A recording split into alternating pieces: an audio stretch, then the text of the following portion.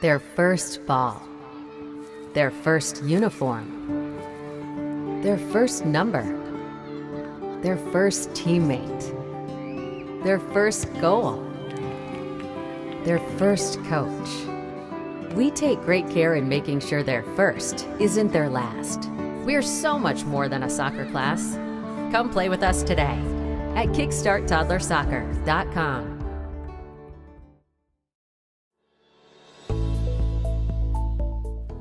Granite City Food and Brewery has 2 Michigan locations in Troy and Northville. Serves made-from-scratch food, brews in-house beer, and even has brunch every Sunday from 9 a.m. to 2 p.m. To learn more about their daily specials or to book a private party, visit gcfb.com. Make sure you head over to Granite City in Northville at the corner of 7 Mile and Haggerty, or the Troy location at 16 Mile and I-75. We like to do it before we go out on the weekend. We do. We do it every week. Whether we need to or not. We did it today. It was really dirty. My parents do it every day. Hey, kiddo! Do it every day with the Unlimited Club only at Jack's Car Wash. Protect your car from the hot summer sun, dust, dirt, and contaminants all summer long with the Jack's Unlimited Club. Join today, starting at just $24.99 a month. I watch soccer on the Michigan Soccer Network. I watch soccer on Michigan Soccer Network. لا تنسون تتابعونا على Michigan Soccer Network. I watch soccer on Michigan Soccer Network. I like to watch soccer on Michigan Soccer Network. I watch soccer on Michigan Soccer Network. Me gusta mirar fútbol en Michigan Soccer Network. I watch soccer on Michigan Soccer Network. I love watching soccer on the Michigan Soccer Network.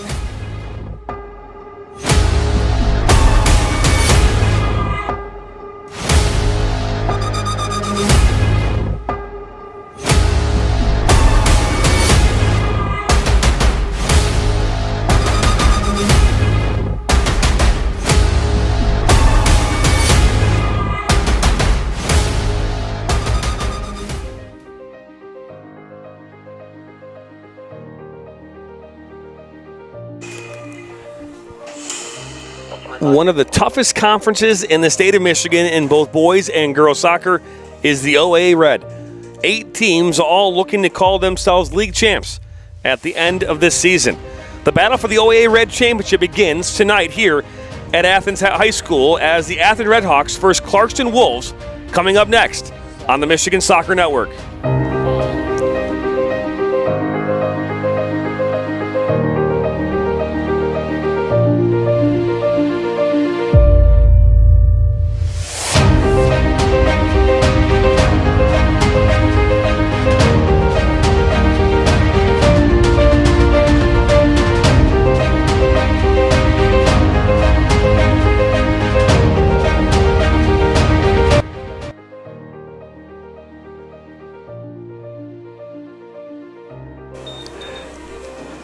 Hello, everybody, and welcome into Troy Athens High School here in Troy, Michigan for tonight's OAA Red matchup to the Red Hawks of Athens and the Clarkston Wolves. Clarkston Wolves coming into this one 7-2-0, and the Athens Red Hawks coming in red hot at 4-0 here to open up their OAA Red season here. And this brought to you by Bella Football here on the Michigan Soccer Network. Alongside my broadcast partner, Steve Bask, I'm Jonathan Turner, bringing you all the high school action here tonight live from Troy, Michigan. Thanks, John. Should be an exciting matchup. I think we were talking a little bit here in the pregame, and you know, when both these squads finished for third in the division last year, but by no means is that any representation of the way that both of these teams can play, as both have elite talent and play at a high level, but quite possibly might be the toughest division in the state of Michigan here with the amount of talent. You know, you looked at both of these teams last year that could have made deep runs in the state, and it was just because the team just down the road in Troy High just happened to be a tiny bit better. So that's how competitive and tight this division is. And if you want to go ahead and win that division, it's games like these, despite being early in the season, that you got to find a way to get those points. Yeah, no question about that. As you know, both these teams coming in here looking to make a statement. Both teams last year did not make, think about it. Clarkston didn't make a run into the regional finals last year. Athens bowed out in the district semis to Troy High. Both these teams finished in third place in the red, just below Berkeley High School and Troy High, who won the league last year, looking here to start off their OA Red campaign here with a victory tonight. It's going to be tough here for Clarkston to do so here in Red Hawk country, as the Athens Red Hawks, again, are currently sitting at 4-0. Have played some tough opponents here early on in this one. They did beat Grosse Pointe North pretty handily here a few days ago, and they beat U of D last week in a matchup. So, again, both these teams have really good players. For Clarkston, Richie Ludwig is the front runner now for Mr. Soccer here in Michigan, a junior All-State player last year, first-team All-State Dream Team player returning here as a senior for Clarkston. You've got Connor Lambing, who's actually playing in goal tonight for the Clarkston Wolves in place of Robert Wright, who I believe is injured. So some injuries here for the Clarkston Wolves. And on the flip side, for Athens, they did not return any All-State players last year.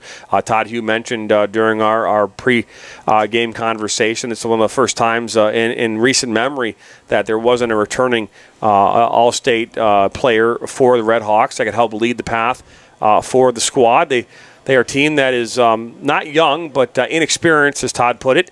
But they do have their captain, Ben Maher, number 25, the senior.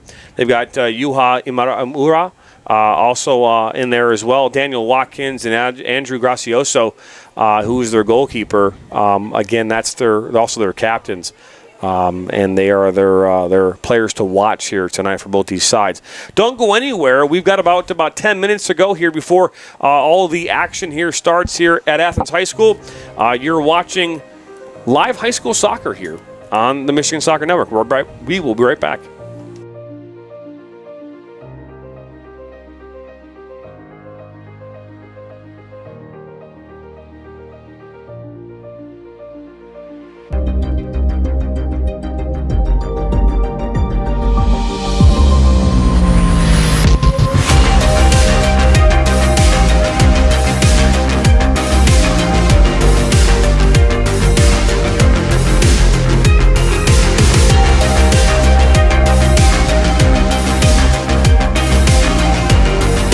The Windermere was originally built in 1887, the same year as Grand Hotel, as a summer cottage.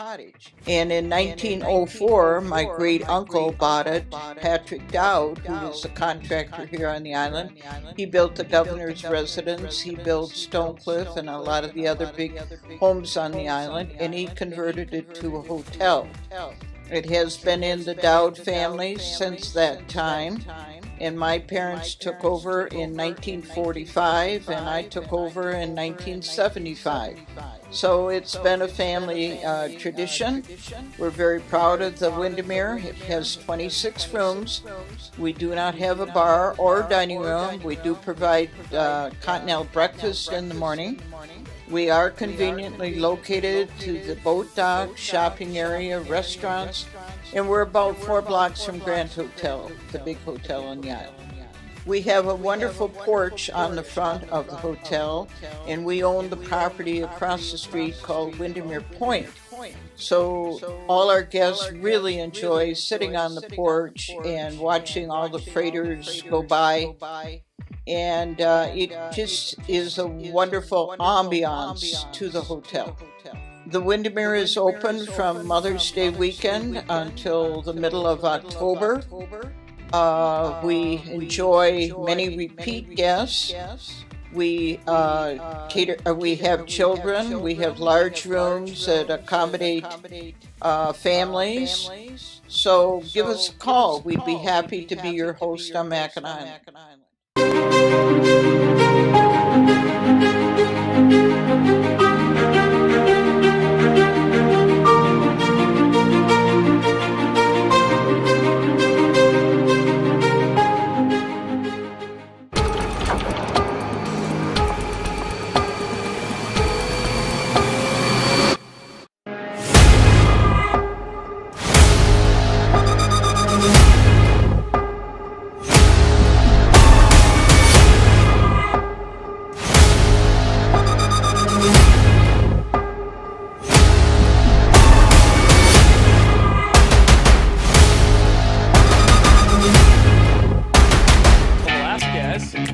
Shot, and that goes off the post and in. Oh, good move by Wen. Puck to 6, wide open net for Clark, check, and that's goal number 2. Now wide to the Oxley, just inside the 18. Left foot cross to Steinwasser, saved by Solly.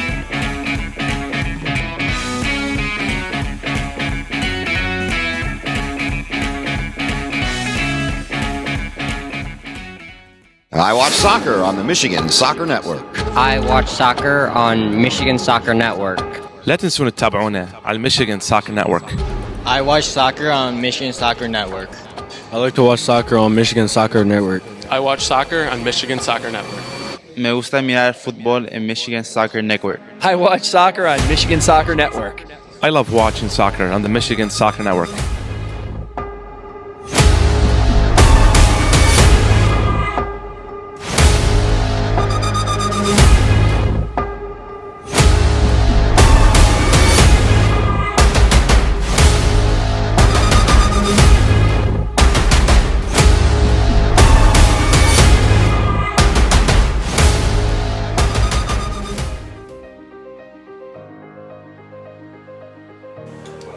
Welcome back here into Red Hawk Country here at Troy Athens High School for tonight's OAA Red matchup as Athens High School welcomes in the Clarkston Wolves 7-2-0 overall here on the season, 4-0 for the Red Hawks. Last year they were 13-4-2, finished third place in the Red, lost to Troy High in the district semifinals, 1-0.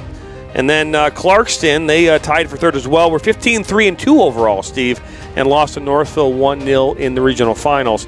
Northville went on to lose to Okemos in the semis. Okemos eventually won the state finals last year over Anchor Bay, 2-1.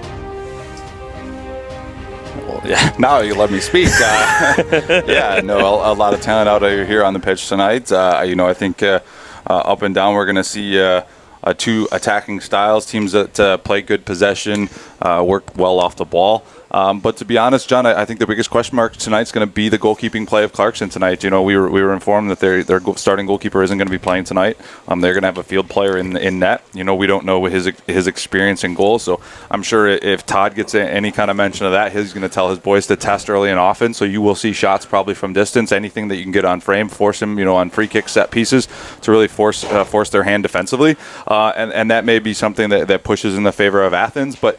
At the same time, if they get caught pushing too much, Clarkston has more than enough talent to beat them on counters and be dangerous themselves. So it'll be a balance tonight to see kind of how these teams test each other out and the way they try to pick and choose their attacks. Yeah, and we're going to put the rosters for both these teams up on the screen here in just a moment. Before we do that, let's take a look at our presenting partners here for tonight's match. This MSN broadcast is brought to you by Bella Football for the beautiful game. Fran Murphy Law. One mistake shouldn't ruin your future. Kickstart Toddler Soccer. Crawl, walk, run, kick, and play. Jack's Car Wash. A clean car by Jack's just rides better. Granite City Food and Brewery. Eat good eats, drink good drinks, have good times. And MSN Weekly. Live every Monday at 8 p.m. It's live every Monday at 8 p.m. when we don't have a game. Or if it's not raining or everything else is going on. We are we're always got something going on. Very fluid in how we prepare. But this is true. Let's take a look here at the full lineups for both these teams, as we talked about throughout the high school season. We're not going to put a starting lineup on the board just because, for example, we just got Athens starting lineup literally 6 minutes ago. So, but here are the full lineups for both these teams, Clarkston as well as Athens. We'll leave those on the screen here for a few moments. While, Steve, who do we have starting here tonight for the Clarkston Wolves? Well, yeah, let's start with the visitors, and I believe starting in goal will be number 20, Connor Lamming. Also starting for the Wolves, Cole Cooper, Tyler Niemi, Richie Ludwig, Logan Sloan, Brad Ratliff, Theo Walker, Alex Moscone, Brady Melcher, Brendan Gerard, and Sebi Roy. And who do we have here for the Athens Redhawks? And for the Redhawks, starting in goal, Andrew Graziosi. Also starting for the Redhawks, Mark Delcat, Daniel Watkins, Adriano Shuya, Miguel Ramirez, Yuya Imamura, Jason Kakenzi, Brody Feinstock, Alex Marine, Manny Agabedo, and Ben Maher. Well, there you have it. Those are the two lineups here for both these teams. Head coach of the Clarkston Wolves, Ian Jones. He's in his 5th year, I believe, at Clarkston. Todd Hugh in his 12th year at the helm here for the Athens Redhawks. Redhawks have history behind them. 6 state championships dating back to the 1980s, 1981, 83, 84, 89, 97, and 2019. To think they'd only have 5 if it wasn't for you.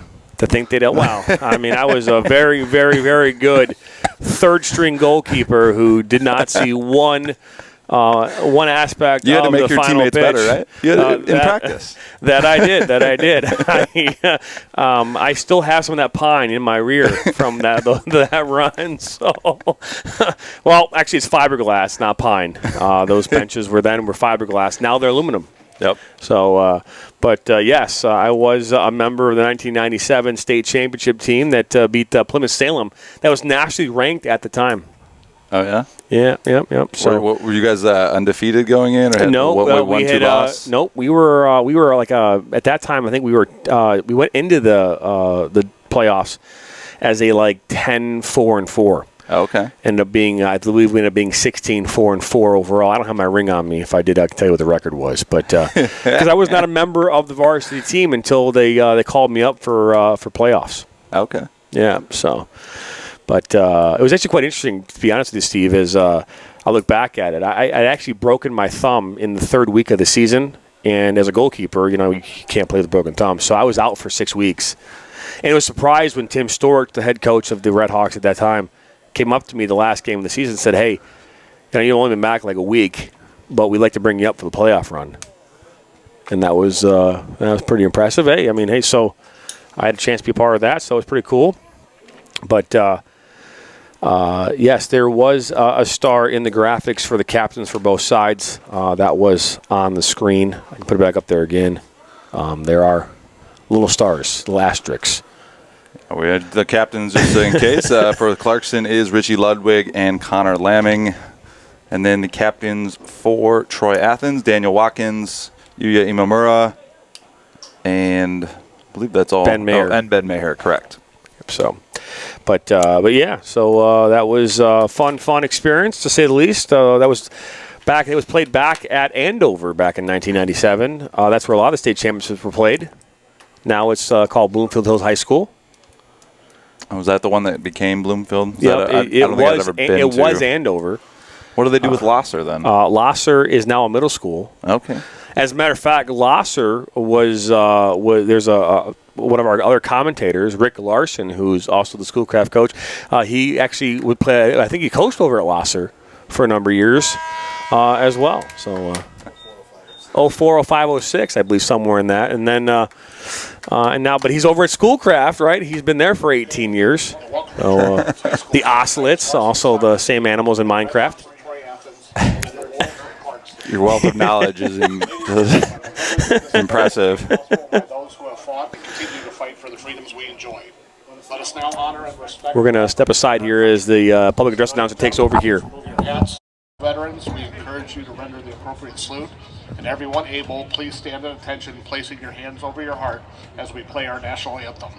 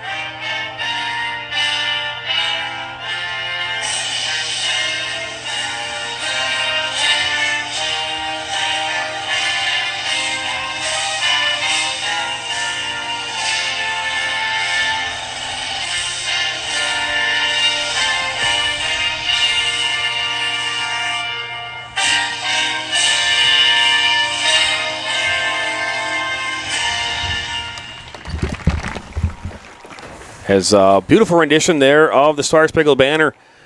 As we'll now hear the announcements of the players here from each side. Start with Clarkston. Clarkston. Number 0, Robert Wright. Number 1, Ben Melcher. Number 2, Noah Martin. Number 3, Sean Trader. Number 4, Braden Cooper. Number 5, Evan Dula. Number 6, Cole Cooper.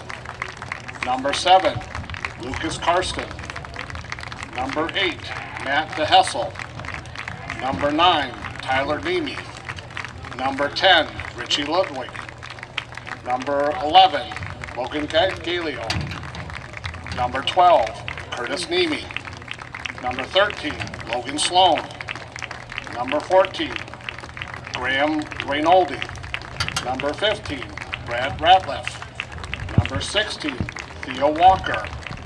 Number 17, Alex Mosconi. Number 18, Dominic Collins. Number 19, Brady Melcher. Number 20, Connor Lamming. Number 21, Robbie Wisser. Number 22, Brendan Gerard. Number 23, Steppy Roy. And number 24, Nate Hutchinson. The Wolves are coached by Ian Jones. And now for your home team, the Red Hawks of Troy Athens. Number 0, Roshan Khan. Number 1, Andrew Graziosi. Number 2, Mark Delicat. Number 3, Luke DiGiovanni. Number 5, Ethan Rem. Number 6, Daniel Watkins. Number 7, Adriano Shoya. Number 8, Luke Izzo. Number 9, Miguel Ramirez. Number 10, Yuya Imamura. Number 11, Jason Kakesny. Number 12, Rodrigo Garcia. Number 13, Brock Thornton. Number 14, Brody Fonstock. Number 15, Nick Lugerai. Number 16, Emmy Colin Diaz. Number 17, Griffin LeBay. Number 18, Josh Slimak. Number 19, Dario Cadu. Number 20, Alex Marine. Number 22, Andy Abadillo. Number 23, Joey Mendrick. Number 24, Vance Boxey. And number 5, Ben Maher. The Red Hawks are coached by Todd Hugh. And there you have it, the starting line. So the rosters there for both sides here. As we're gonna have a show here tonight. Steve, is the lights here are all programmed by some special contraption here that's handled by the public address announcer here in the press box. And every time a goal is scored, they're gonna have like I'm assuming only for when Athens scores, but it'll be like this crazy light thing that they'll do. Are you serious? Seriously? Where? So the lights themselves are all they're LED lights that I don't know if we could do like a test run or something like that, but the lights will all start to flash in some weird thing. So. I thought you were just pulling my leg. I was like, I'm looking up. There's just like this looks like a teleprompter right next to me that he literally hits. It's got blackout. It's got pole chase, coin toss. I mean, there's the wave. I don't know. There's a whole bunch of different things that are going to happen on the screen, or you're going to see flashing once it starts getting dark out here. I can't wait. Hopefully our trusty cameraman Fish up there will capture it all. Well, hopefully he doesn't have a seizure from all the lights that happen up there. Well, check up there and make sure Fish is still alive at halftime. Well, man, alongside my broadcast partner Steve Besk, I'm Jonathan Turner, and we're excited to bring you high school soccer here. OA Red matchup here tonight between the Clarkston Wolves and Troy Athens Redhawks here at Athens High School, as we're about to get things underway here in just a moment. Athens will be in the all-red kits here tonight, going right to left, and Clarkston in the all-white kits going left to right with the kickoff, as we are now underway here from Red Hawk Country.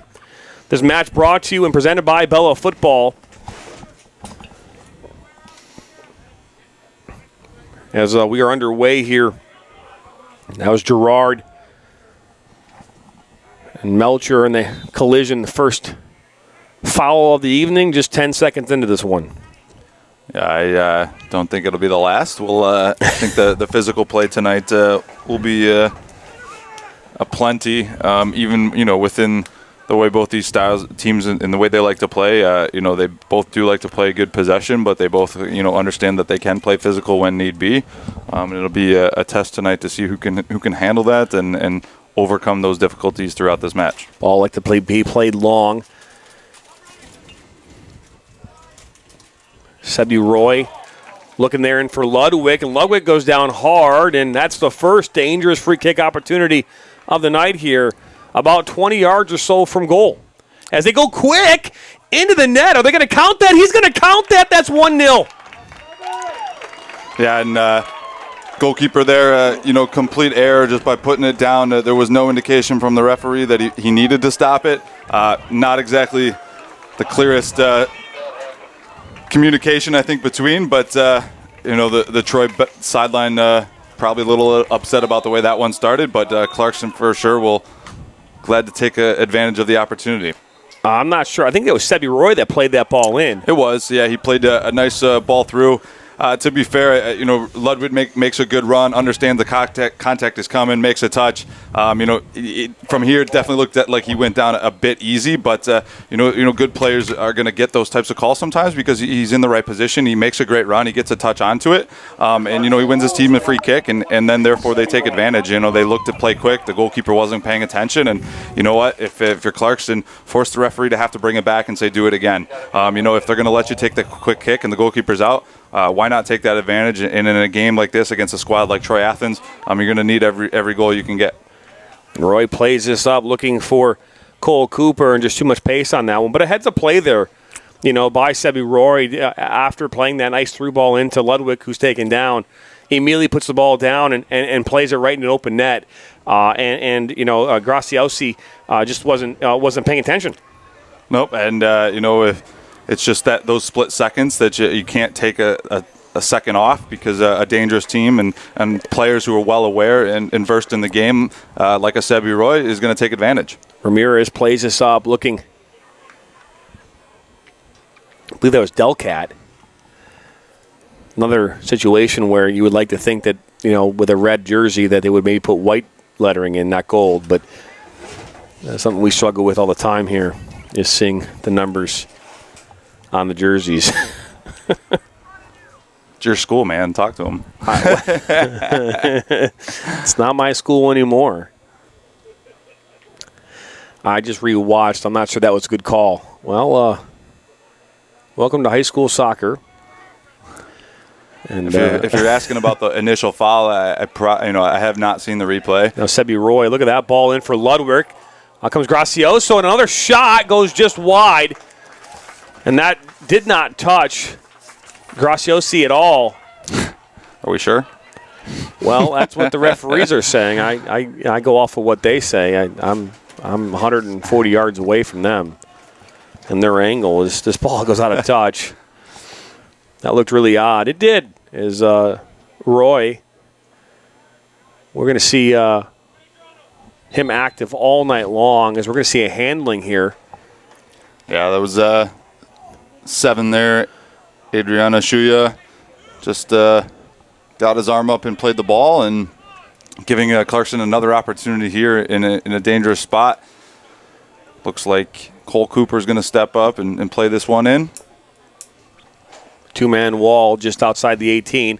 Ball comes in and past Ludwig. Oh, sorry, that was number 13. That was Logan Sloan who got ahead on that, and Graciosi able to come away with the catch there. It's going to be knocked out.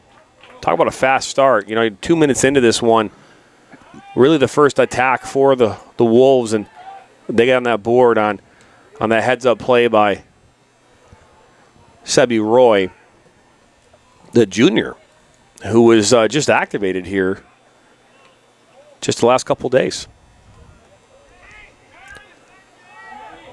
This ball will now be played back to Lamming. Knocks it out wide to Melcher. That's blocked and then cleared up. A lot of game left here tonight. We could see a high-scoring affair.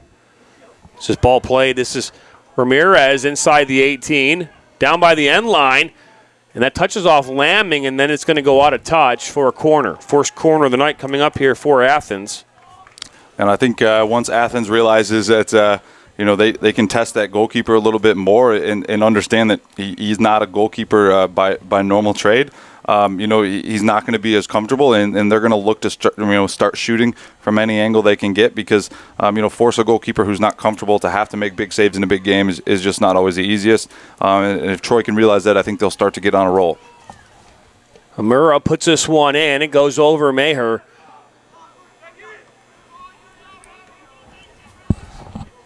The ball played out wide here to Ludwig. And he looks to switch this to the far side of the pitch. Just too much pace on that as it rolls out. If you're Todd Hugh and the Athens Redhawks, that's not the start you want, right? Talk about going in the OA Red. Every game, especially these early ones, are very, very important. The one thing we talk about throughout our broadcast team, especially early in seasons, it's hard for teams to find that continuity and find that cohesiveness. So it's a learning process early on in the season. But you don't want to give up an important game, especially a league game, on the first night, especially at home. Yeah, absolutely not. And doesn't really matter who you're playing or where, but the communication or the lack of focus there from both the back line and the goalkeeper there. If I'm the goalkeeper, obviously, right, the goalkeeper's got to be paying more attention, but the back line's got to be stepping up too. You can't let that shot get off, and if it means sometimes stepping up there and taking a yellow card to stop it, sometimes that's what you have to do. I mean, obviously not early in this game is not ideal, but at the same time, you'd much rather take the yellow card than put a goal up on the board, and now you're trailing and chasing the game.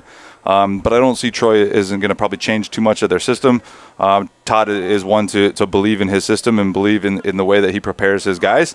And so they're going to continue to, try to work that game plan here throughout the rest of this first half. Now Kenzie. Oh, that one's good. Defensive play there by Cole Cooper.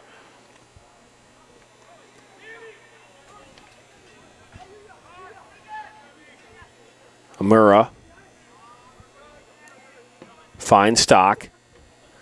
Well, that's going to be a misplayed header there, but Lamming comes in and is able to grab it. I'm hoping for some red cards early in the game. Someone clearly likes red cards in our comments section. That's not the first time we've heard that. No. This isn't Mackinac Island Cup. It is not. It's Ludwig now.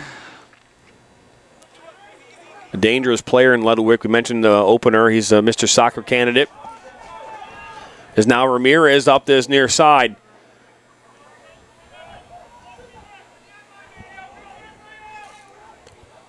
Abidio puts us inside for Ramirez. And that's cleared up. Now Ludwig, Maher there and Chase.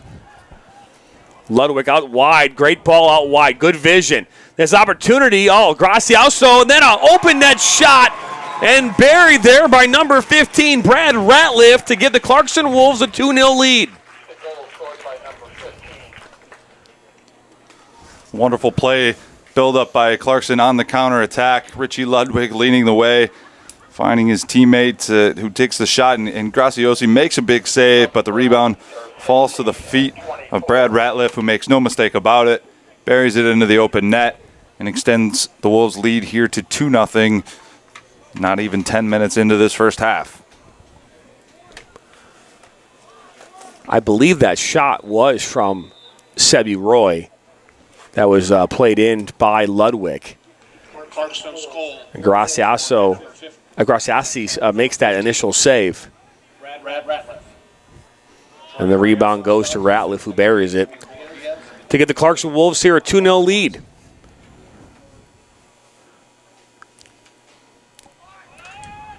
So now it looks like Ratliff. So I think number 16, I apologize. That was Theo Walker.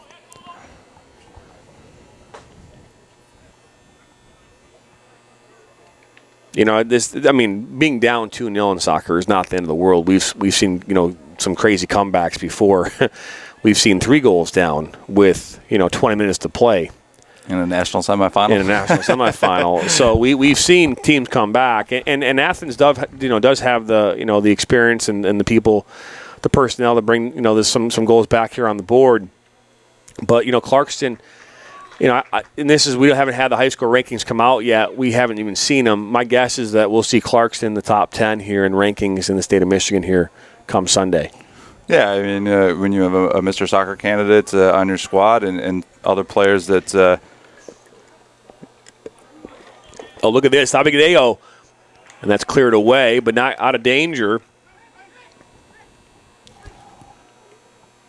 If you have players on Clarkston like you do have a Sebi Roy and you do have a Richie Ludwig, those complementary players, a team like Clarkston, very dangerous. They showed that last season. They return a lot. You can tell that the players are motivated to make more out of this season. They know they play in a tough division, and it's going to be a challenge every night. But that's what makes them better.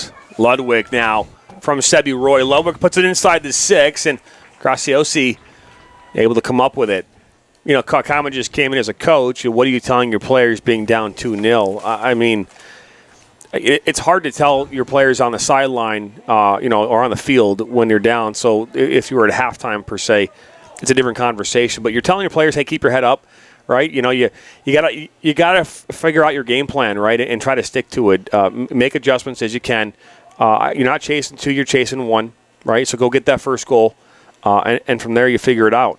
Right now, you've got to find a way to isolate, Ludwig and Sebi Roy on some level, because right now when they get the ball, they are creating some really good opportunities. And Sebi Roy, when he plays that ball on those seams, look at this. We got on this far side here the width to number 22. That's Gerard as he cuts us inside in the 18. Far post shot off the field goal, I believe, and that's going to be out for a goal kick. But look at the dangerousness that's being created from Ludwig. That ball from Ludwig, a 40-yard diagonal ball into a wide-open Gerard. Yeah, and I think, the big thing for Todd and the Red Hawks is that, the communication has to be, again, stick to what, we do best, right? Keep the ball, move the ball. But defensively has to be better communication-wise. Too many balls getting switched to the far side, too many guys getting left open on the backside. But then on an offensive side, when they've had the ball down here in the end, they haven't done much to test the goalkeeper. We already talked about them not having their regular goalkeeper in play, but they haven't done much about it to test him and force him. So, are they giving credit to Graciosi with the save?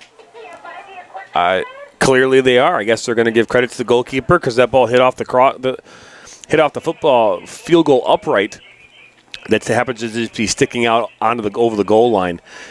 As this ball is now played into the mix and gets a head on it to Sebi Roy, and that goes wide. I don't understand that. The one thing I still haven't figured out is how high school teams across the state of Michigan, probably across the country, have yet to figure out how to keep the upright for the football field goal not behind the goal line of the actual field. Something that we've been dealing with since, I think, the 90s. You think an engineer would have figured that out by now. You thought wrong, my friend.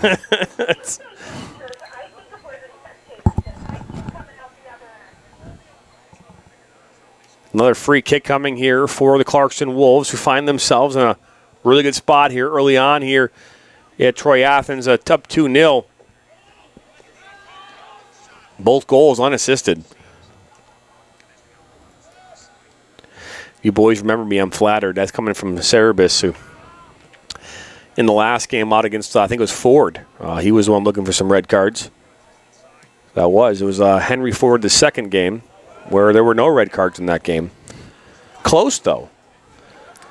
So now here comes Gerard looking for Ratliff. Ratliff puts his far post, and that's actually going to hit off of an Athens defender and overcomes Graciasi and is able to come away with it. 15 minutes in, and already 2-0 here in favor of the Wolves. So that ball will roll out a touch on that far side. Clarkson Wolves been struggling of late with injuries. And as you mentioned in the opener, Connor Laming stepping in tonight for Robert Wright. Robert Wright's their number one goalkeeper. Sidelined today, scratched from the lineup with an injury. So far not been challenged. Watkins was looking there for Aguadeo. I know it doesn't matter anymore, John. Yeah. We're well past it. But the one down there that they end up calling a corner kick, yeah, and you thought it hit the upright? Yeah.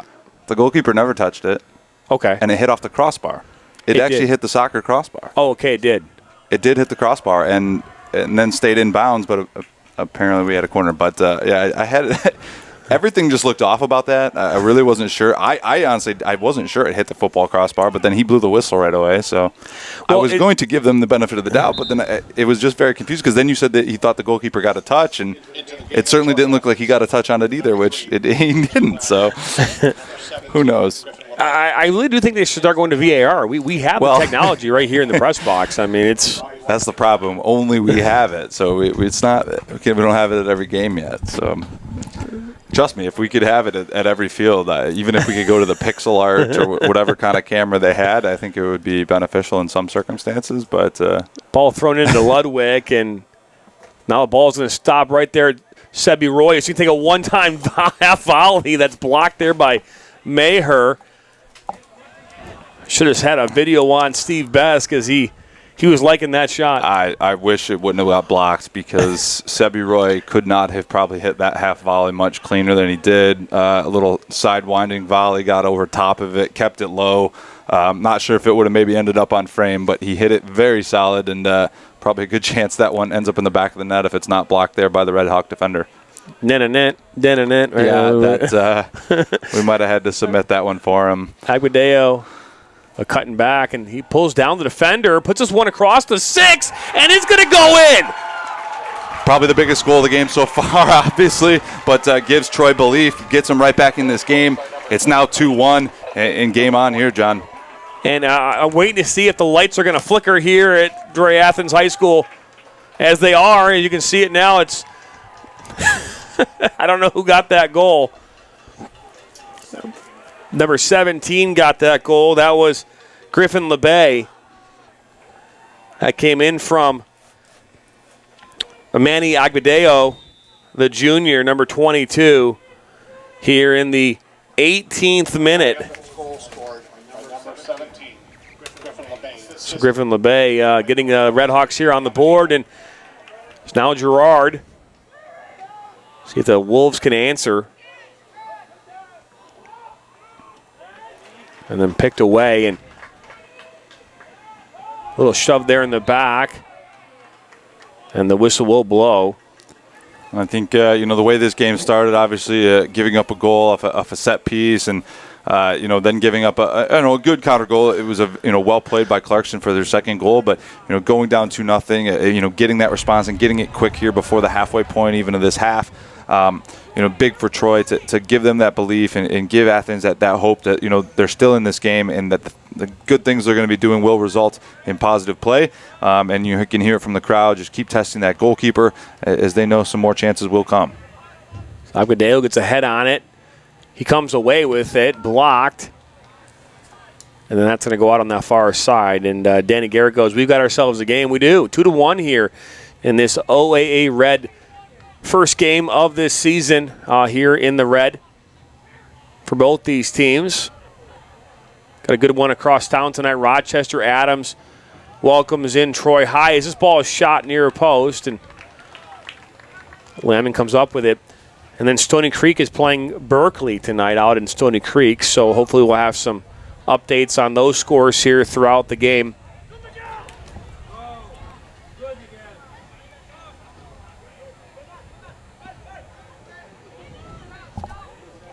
So Maher, and that's then cleared out by Colin Diaz.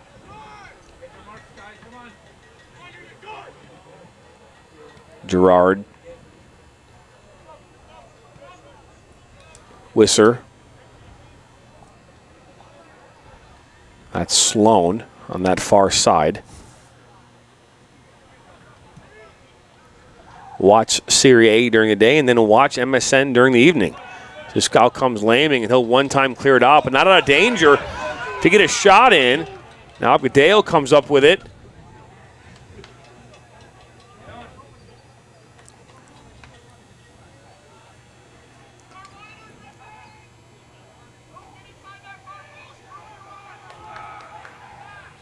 Amura plays it back. Oh, and then fakes out himself, does the right back. Zamura looking in for LeBay and cleared up by Melcher. Is now here come the Wolves in transition, starting with Sebi Roy, finds Ludwig. Ludwig, good defensive play by number 2 there. That was Delcat. As we're going to see a player for the Red Hawks take a spill there. Free kick coming here for Troy on the far side. Be a dangerous ball. He had some luck last time on a set piece off the corner kick. Or actually it was a cross that came in, forced the goalkeeper off his line. They were able to knock it in and get back into this game, make it 2-1. You'll look to see here. I'm sure Todd is giving instruction and trying to get that ball played in and force that goalkeeper to have to come off his line. Short ball played inside the box and then cleared up.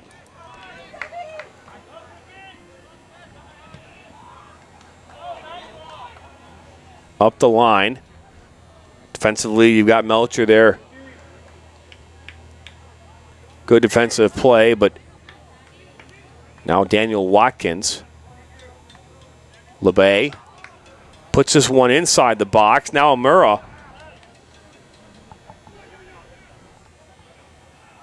And he'll play it back. Smart to play it back there, keep possession, force Clarkston to have to keep defending. Agudelo goes down, but a one-time shot that there was by DiGiovanni. Not a bad look there for him, as we are still here sitting 2-1 in the 23rd minute. Good opening first 23 minutes, huh, John? Yeah. Couple of goals. Beats our 0-0 tie from last week. Yeah. Well, good ball from Ramirez into Agudelo. He goes down, and Laming comes away with it. No foul there. That was a 50-50 ball all day long. There's Gerard to Ludwig. Got Ratliff here on this near side.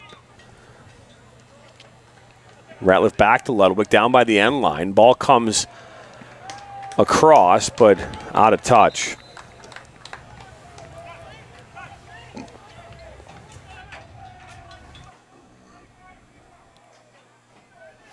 Substitutions being made here on the far side for the Wolves.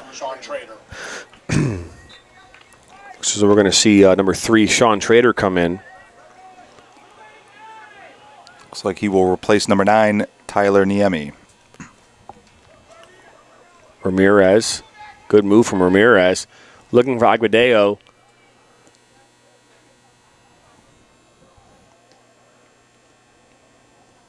That was Logan Sloan defensively there for the Wolves. And I was going to say that looked like it might have been foul. And that it was.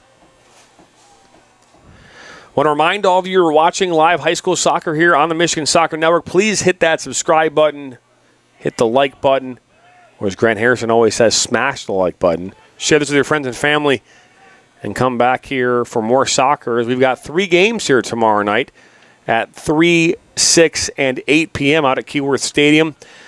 We are going to be a part of an Arabic soccer tournament. I have yet to know the name of it. I've asked them to email me all the information. They have not yet. But we are covering those games nonetheless, starting tomorrow at 3 o'clock out at Keyworth, so don't forget about that. Thursday, we have a big one as Brother Rice welcomes in Catholic Central in the Catholic League there. And that's a big one for those 2 teams. Catholic League games, always fun.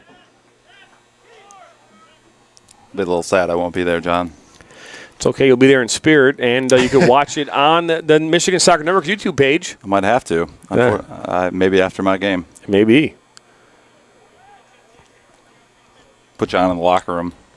Get pumped up for my game. Yes. What time's your game at? 7. 7 p.m. All right. This ball's played up. And that's going to go out for a corner kick here, the second of the night here for the Redhawks.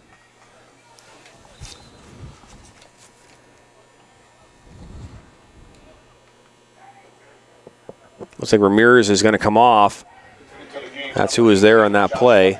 He's going to be replaced by number 18, Josh Slimick. Josh Slimick. This ball comes in near post and headed away there by Moscone. Aguadeo puts this one in and right near post there for Connor Laming. Good crowd here tonight. Yeah, filling in. Good little student section down in the corners, filling up pretty nice. So some good support out here. Students usually have little blow up those fat heads of the athletes here at Athens. I've seen those quite a bit in the past. This ball out of touch here. Now throwing coming up here for the Wolves. Ratliff will put this one in. He scored the second goal. God bless you. You're welcome. Oh, a swing and a miss. There by number 3, DiGiovanni for the Redhawks. And Ludwig, this little back heel. He'll get it back. Oh, and he'll keep fighting hard and finally clear it away.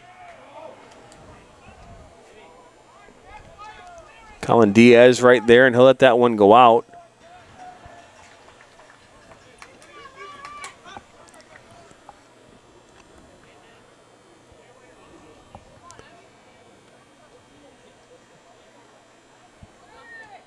Slimek. Good ball in from DiGiovanni. Just couldn't get to its intended target. So now Sebi Roy goes down, but a good tackle by Mendrick. Ball put inside to the 6, and then that'll go out of touch. Looks like the flag will go up for offside.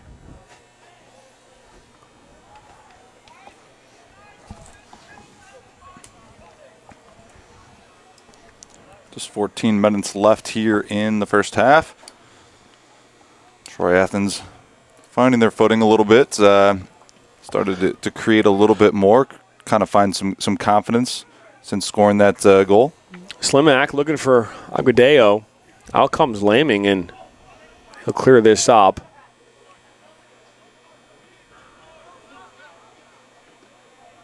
Yeah, the game is not as open as it was. It's gotten a little tighter early on in this one. The Redhawks, really couldn't find an answer to defend either Sebi Roy or Ludwig and their passing, right? Because that's where they were most dangerous here early on in this game, and it seems as though in the last 10 minutes or so, they've been able to find a way to close down some of those lanes. Yeah, I think defensively they've just been better, picking up their marks, communication. Their movement defensively has been better. And then obviously scoring the goal obviously definitely brings a bit of confidence, a little bit of boost, and jolts a little bit of energy into the squad. So, everybody's a little bit more alert, and the belief starts to go up when you get back on the scoreboard. So in a game like this where you go down 2-0 very quick, everything seems to be going really south. To have to battle back and find that goal will give Athens the belief they need to try to get back into this one. Ball played long after that foul. Watkins was looking for Delcat.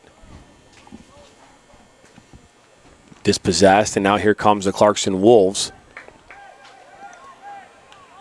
Mendrick goes down. You can see the coaching staff, the Redhawks wanted a foul there, and they weren't going to get it.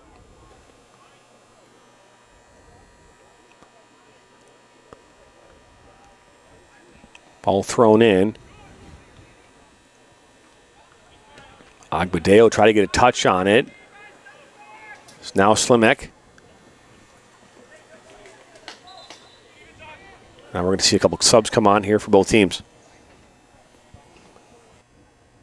Into the game for Troy Athens. Number 7, Adriano Shoya. Number 11, Jason Kakesny. So Jason Kakesny and Adriano Shoya will step back on here. Agbadeo. In for Clarkston. Shoya now gets a touch on it.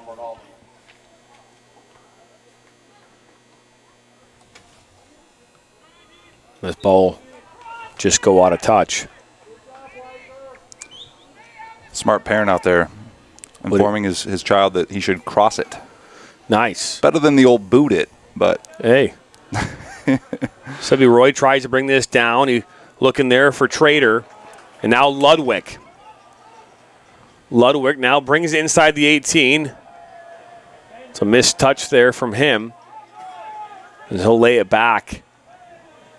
Oh, look at that. That's a cheeky move there from number 21, Robbie Wisser, to get out of danger there from two defenders from the Redhawks. And he'll get it back.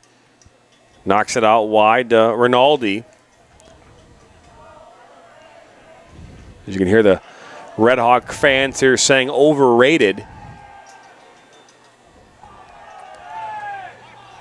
So now we're seeing a free kick, or not quite sure what we're seeing. Throw in.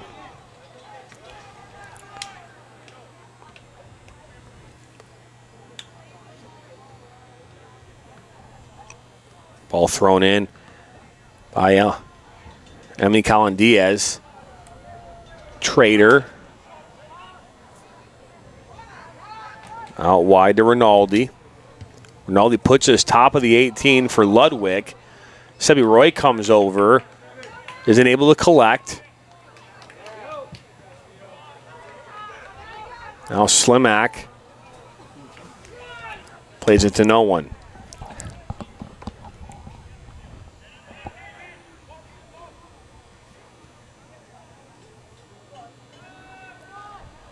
We're not seeing a ton of possession here, Steve. What we're seeing is a lot of counterattacks.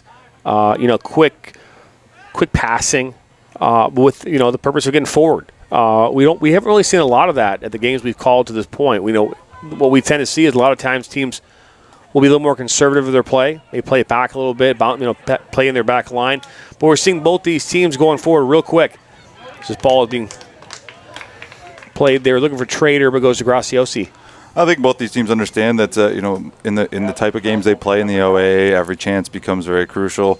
Every moment within the game is important, and you got to take advantage of them. So when you get an opportunity to go forward, especially with the talent that a team like Clarkston has, or a team like Athens, they want to get the ball and go forward and take their chances, especially in a situation where Clarkston knows that this may be a high-scoring affair. We're going to see a free kick here as Sebby Roy goes down. I believe that was number 24, Vance Baxi, who fouled Roy. See the Athens defenders have learned as they've quickly approached the ball is to not allow any quick free kick to happen here after the first goal was taken off a quick free kick by the Wolves. Yep, as we see both Ludwig and Sebi Roy standing over this one. It looks as though Sebi Roy is going to take it. He does, low, and goes wide. They're going to call that a deflection off for a corner.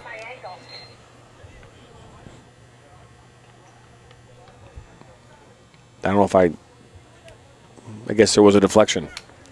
It looked like it might have gone off the bottom of the wall. It did appear to we look at come off with a little bit Trader of a spin, and see the defender and Trader there in the box kind of going at it a little bit as the referee comes over to talk to both of them.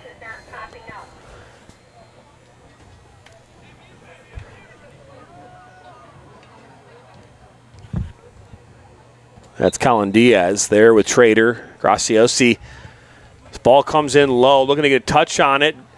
Is Gerard, and then now it's cleared up and out of danger as Slimak is able to try to keep this on the pitch. He does. This ball then played back to Mosconi and then back to Lamming.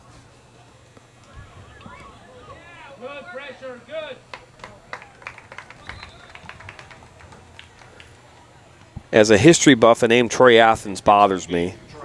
That's from Danny Garrett. That's fair. I will say this much. When I was on Athens back in the late 90s, in 2000, we beat Livonia Stevenson pretty handily every year. Just want to put that out there to you there, Danny Garrett. And that's back when Lars Richter was the head coach. I don't know if is Lars still there? He is not, no. Yeah.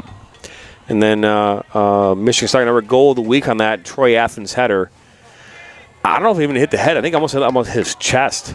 But we are going to be doing a goal of the week here, starting up here next week. I just had to get some content. We didn't have a lot of goals. It's hard when we have a 0-0 game in the mix. It's true. It's true.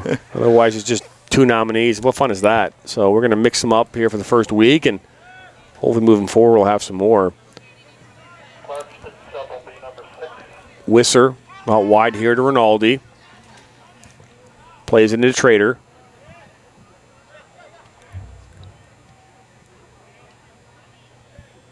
Ball into Walker. Oh, good switch back here to Rinaldi. Brings it down. Puts inside the box for Trader. Trader shot near post. Rebound. Graciosi stands tall.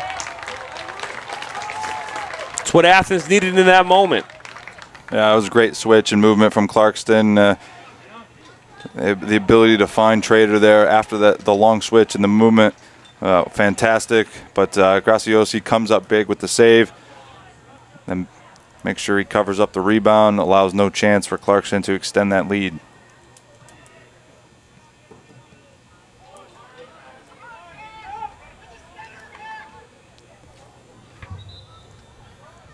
You can hear Todd Hugh yelling, I think that was a slim act to get on the center back. Into the game for Troy Athens, number 19, Dario Cadu.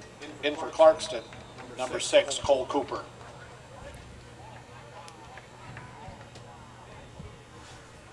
Ball switched here to this near side. Oh, good turn there by Shoya.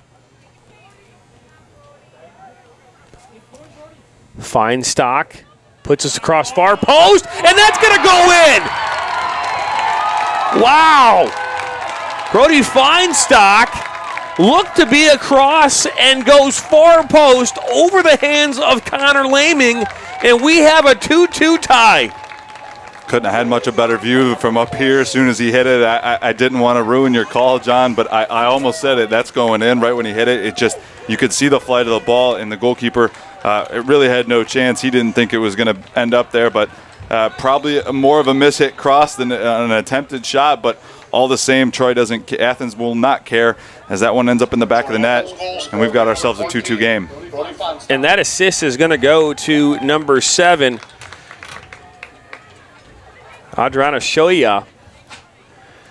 And what a beautiful goal that was. That is definitely a Goal of the Week nominee.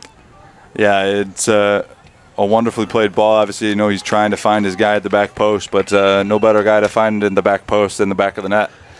I couldn't agree with you more. 2-2 now here in this game. Someone mentioned the goals as Graciasi gets a save. The rebound was right there for number 13. That was Logan Sloan, and I think they wanted a foul. They're not going to get it.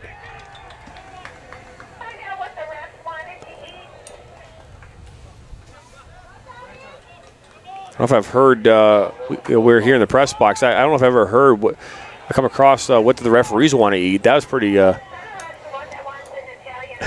don't know, something that will help them make them see better, I guess. The referees are going to get fed here at halftime. Maybe some carrots. Brought to you by vision, the right? Red Hawk concession stand, one of the best in Oakland County, I think. They have Italian sausage and burgers. I even saw ramen noodles. Chili dog. They had everything. It's outside of Alianza, this might be the best food we've come across. I know.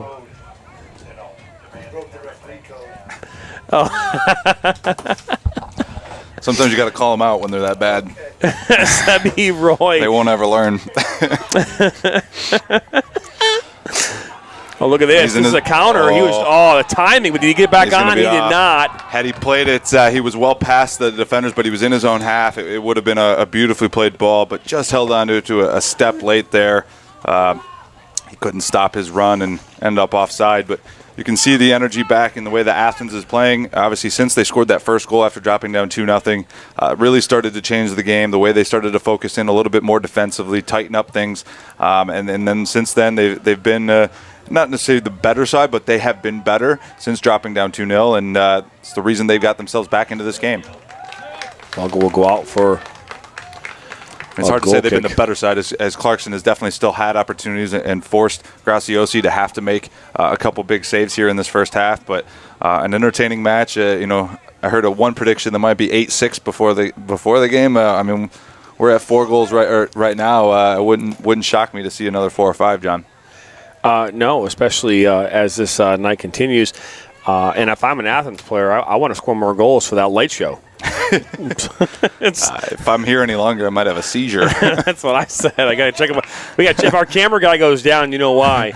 Is Fisher up there in the press box above us? Just blink if you're doing okay. Just put your fingers out like an SOS thing in front of the camera. With 1 minute to play here in this first half.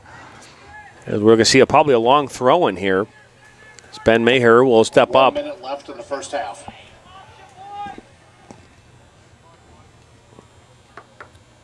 Something you see a lot of at the high school, and we're seeing a lot more now at the amateur levels. These long throw-ins coming inside the 6. A little look to do a flick there on that near post as this ball is cleared away.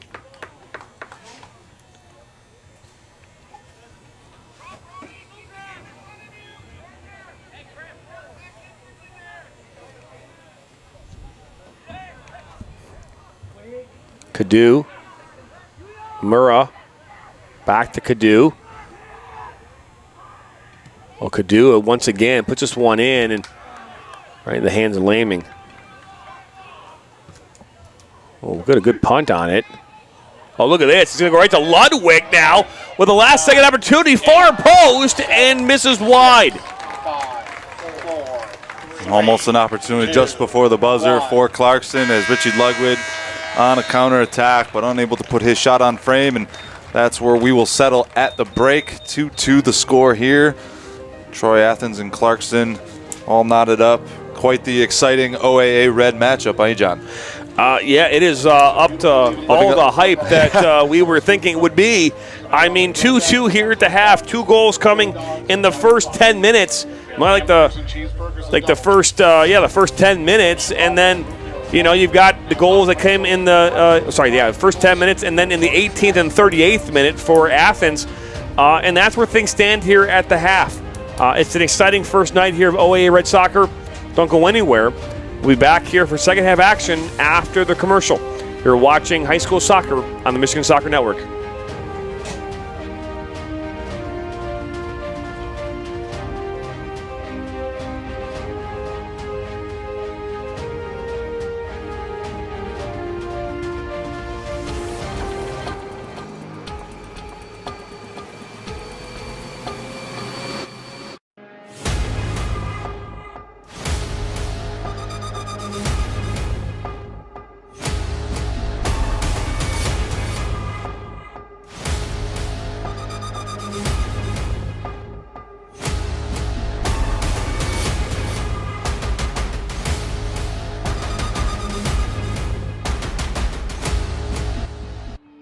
their first ball, their first uniform, their first number, their first teammate, their first goal, their first coach.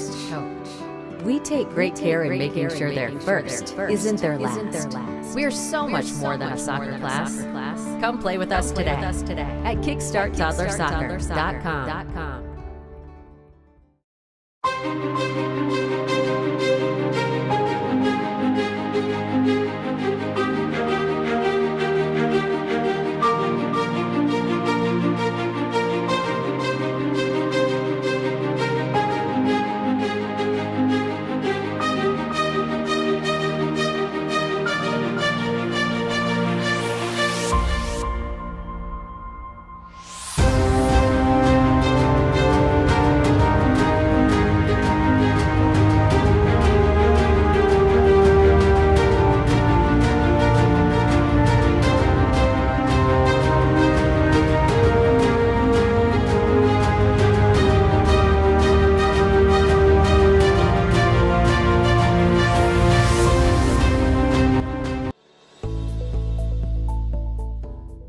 City Food and Brewery has two Michigan locations in Troy and Northville.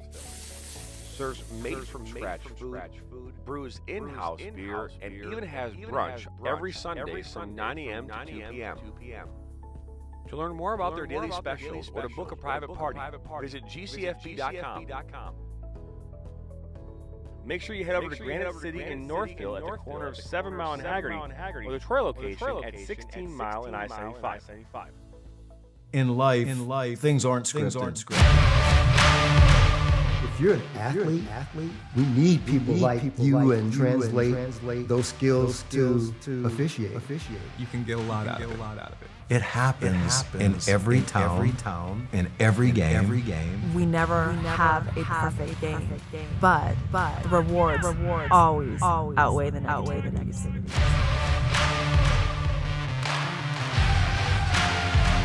Go, by when? Up to 6, wide open net for the box, Espinosa gets the head on it, they go in, and it does! Shot, that goes off the post and in! Oh, let's look at this. That's a puts him past That's the week. Wow. We like to do it before we go out on the weekend. We do. We do it every week. Whether we need to or not. We did it today. It was really dirty. My parents do it every day. Hey, kiddo. Do it every day with the Unlimited Club only at Jack's Car Wash. Protect your car from the hot summer sun, dust, dirt, and contaminants all summer long with the Jack's Unlimited Club. Join today, starting at just $24.99 a month. Last guess. Shot, that goes off the post and in! Oh, good move by Wen. Puck to 6, wide open net for Fox, Jack, and that's goal number 2. Inside the 18, cross, Steinwatch, saved by Sully.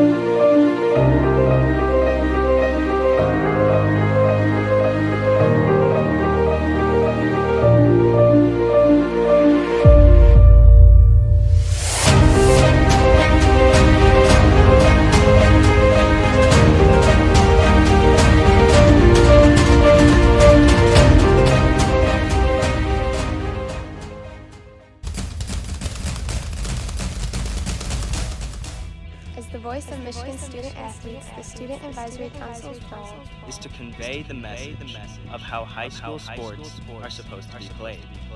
We are responsible for helping the MHSAA maintain a positive and healthy atmosphere so the interscholastic athletes may thrive. We believe athletes should be competitive, sportsmanlike, and excel academically. We believe students in the stands should have fun, but not take the focus away from the game.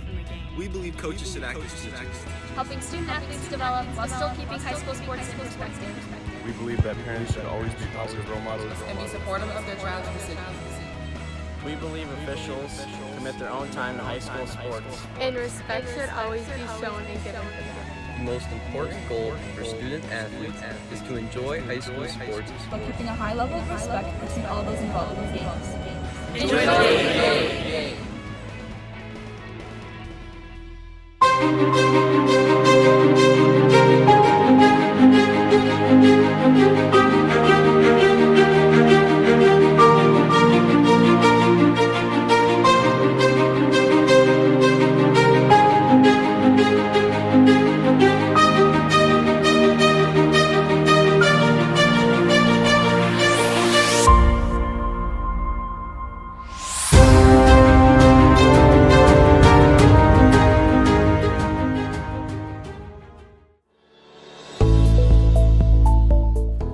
Granite City Food and Brewery has 2 Michigan locations in Troy and Northville.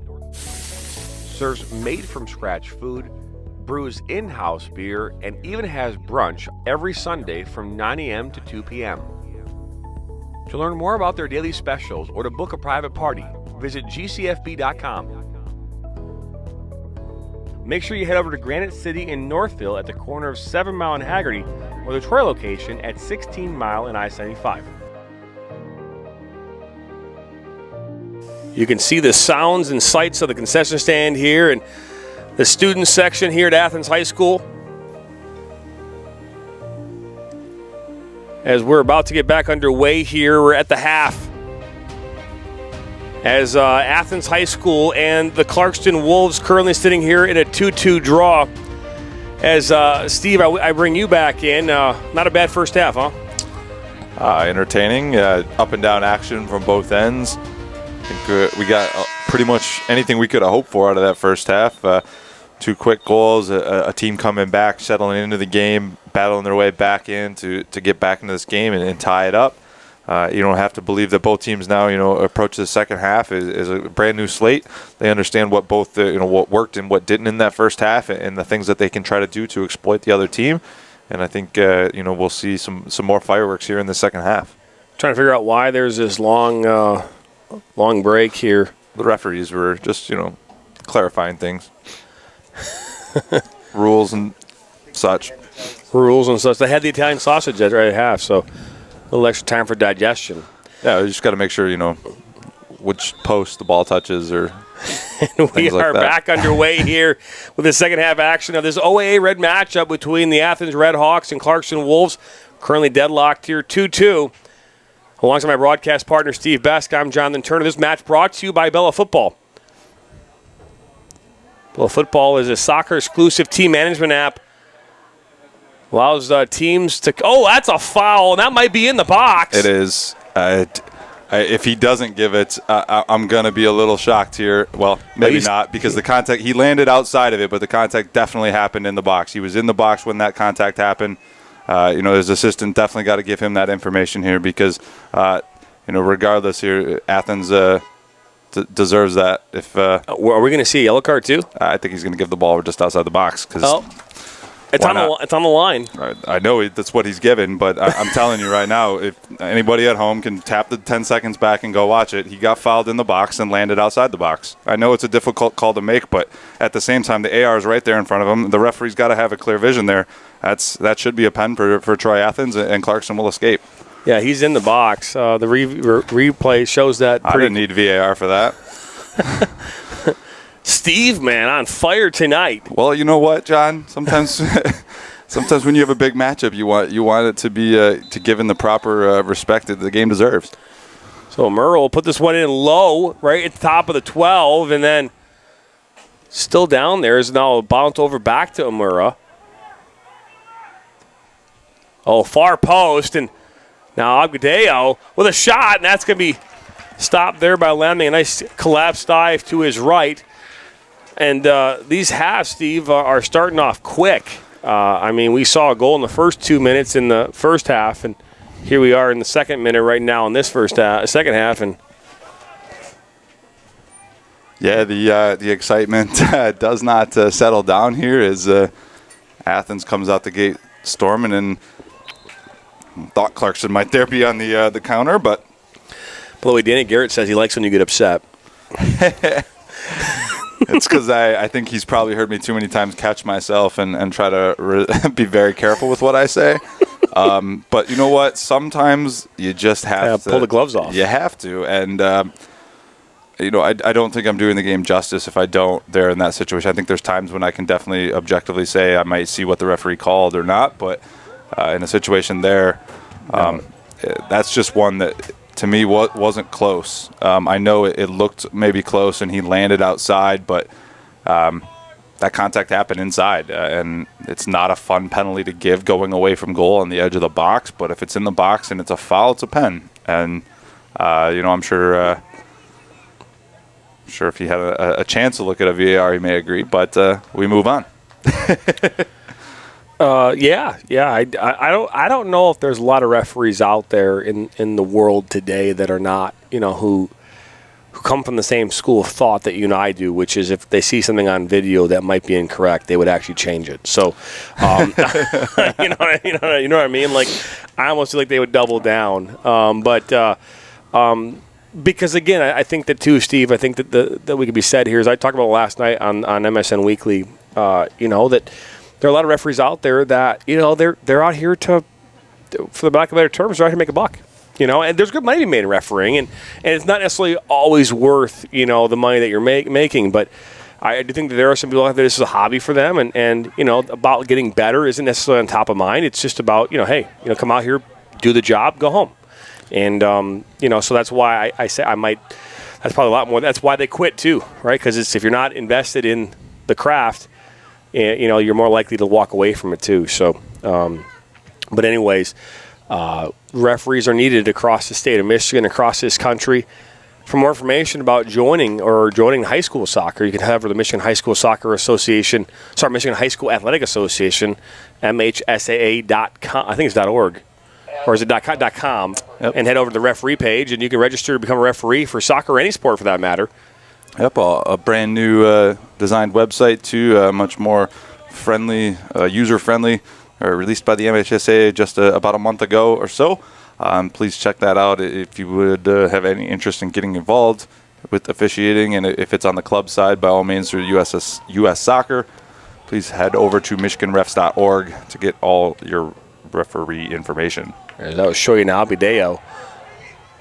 Shoya puts us inside, and then Agudelo now over here, and good save. Keep that from going out from a corner. Oh, good cutback. Is now Watkins, and he tries to put that out wide, and Giovanni is not going to go get to it.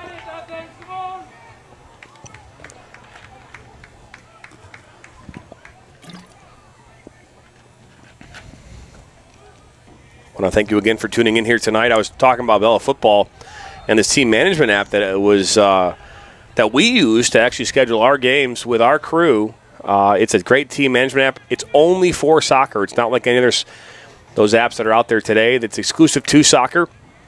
You can manage your schedule and events and contact and communicate with your players. No more needs for GroupMe or WhatsApp or text messaging. You can do it right through the app, whether your players are registered or not.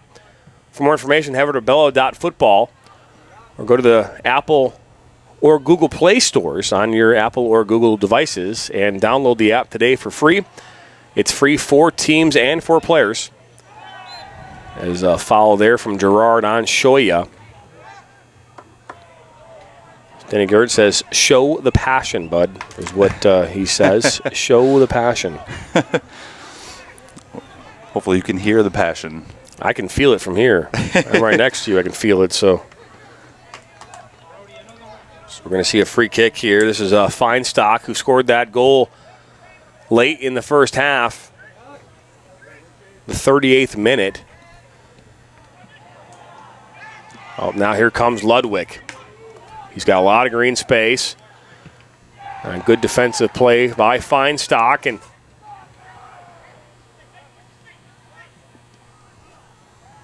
back into Ludwig. That's Ratliff. Wisser. Ratliff puts us in. Cleared away by Delcat. Aguadeo.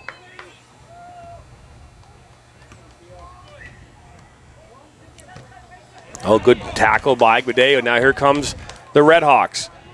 Out wide to Ramirez. Ramirez gets a touch on it inside the 18.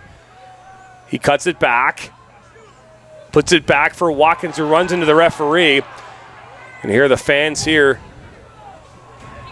The crowd, as they're giving it to the referee, as this ball is played right into Lamming. Nice, healthy crowd here tonight. Good crowd here.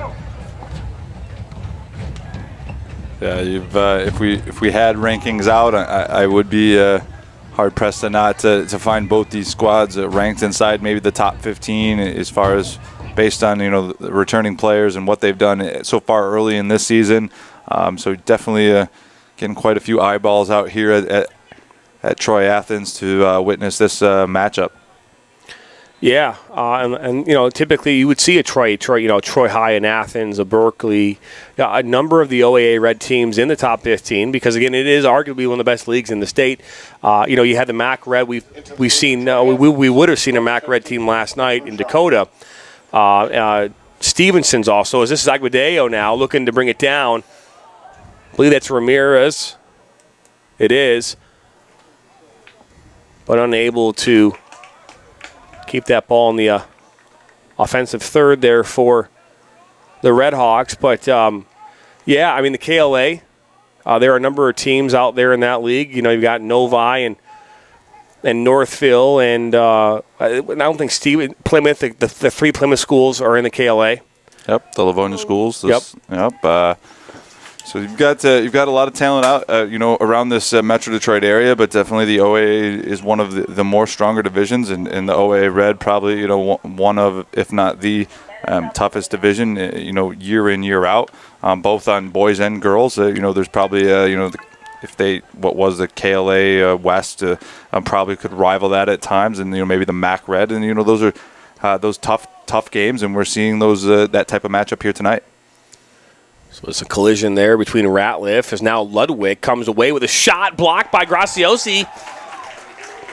Was able to collect that cleanly after that shot through traffic. A well save there by the goalkeeper, Andrew Graciosi, the senior.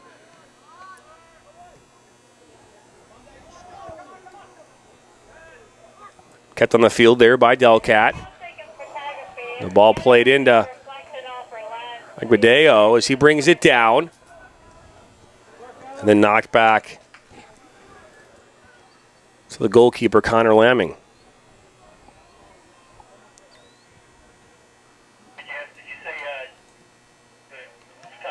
I forgot to ask you, Steve, how was that Italian sausage?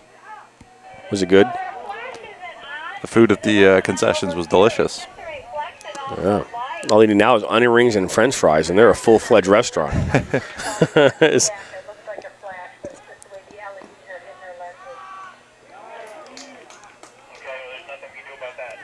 Ball over the top for Ludwig. Not a bad ball as he'll bring it down, cuts it back. And then he'll elect the play back. Play that to Theo Walker. Is now Ludwig. Oh, a near post shot. It's going to go in. That's what you want your All-Stater to do. Puts up the Clarkston Wolves 3-2 here in the 51st minute.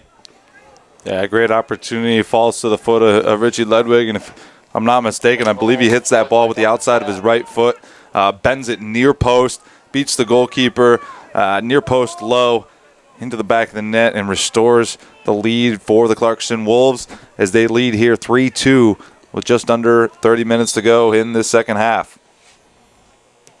So they had gone up 2-0, and then they let two unanswered goals go in, and here in the 51st minute, Richie Ludwig comes away with one. Number 17, Griffin LeMay. He did thread the needle. Graciosi, I don't even know if he even thought that was going to go in. I mean, just the way it kind of turned on him. I believe we just had a yellow card given to number 6 of Troy Athens, Daniel Watkins.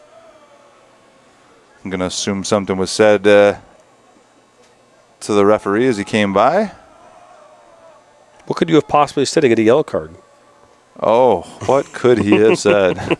Possibilities. Let the viewers at home let their imaginations go wild on that one. I would assume so. About to get back underway here. When yellow cards are issued, the clock does stop, as well as goals. This ball played in now, and little hands in the back, but no call as now Agbadeo tries to bring it down. Now Robbie Wisser out wide.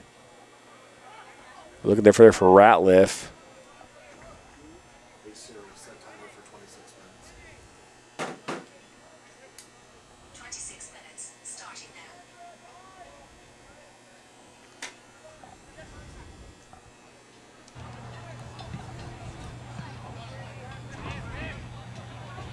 Now Clarkston, it's Wisser out wide. It's Cole Cooper.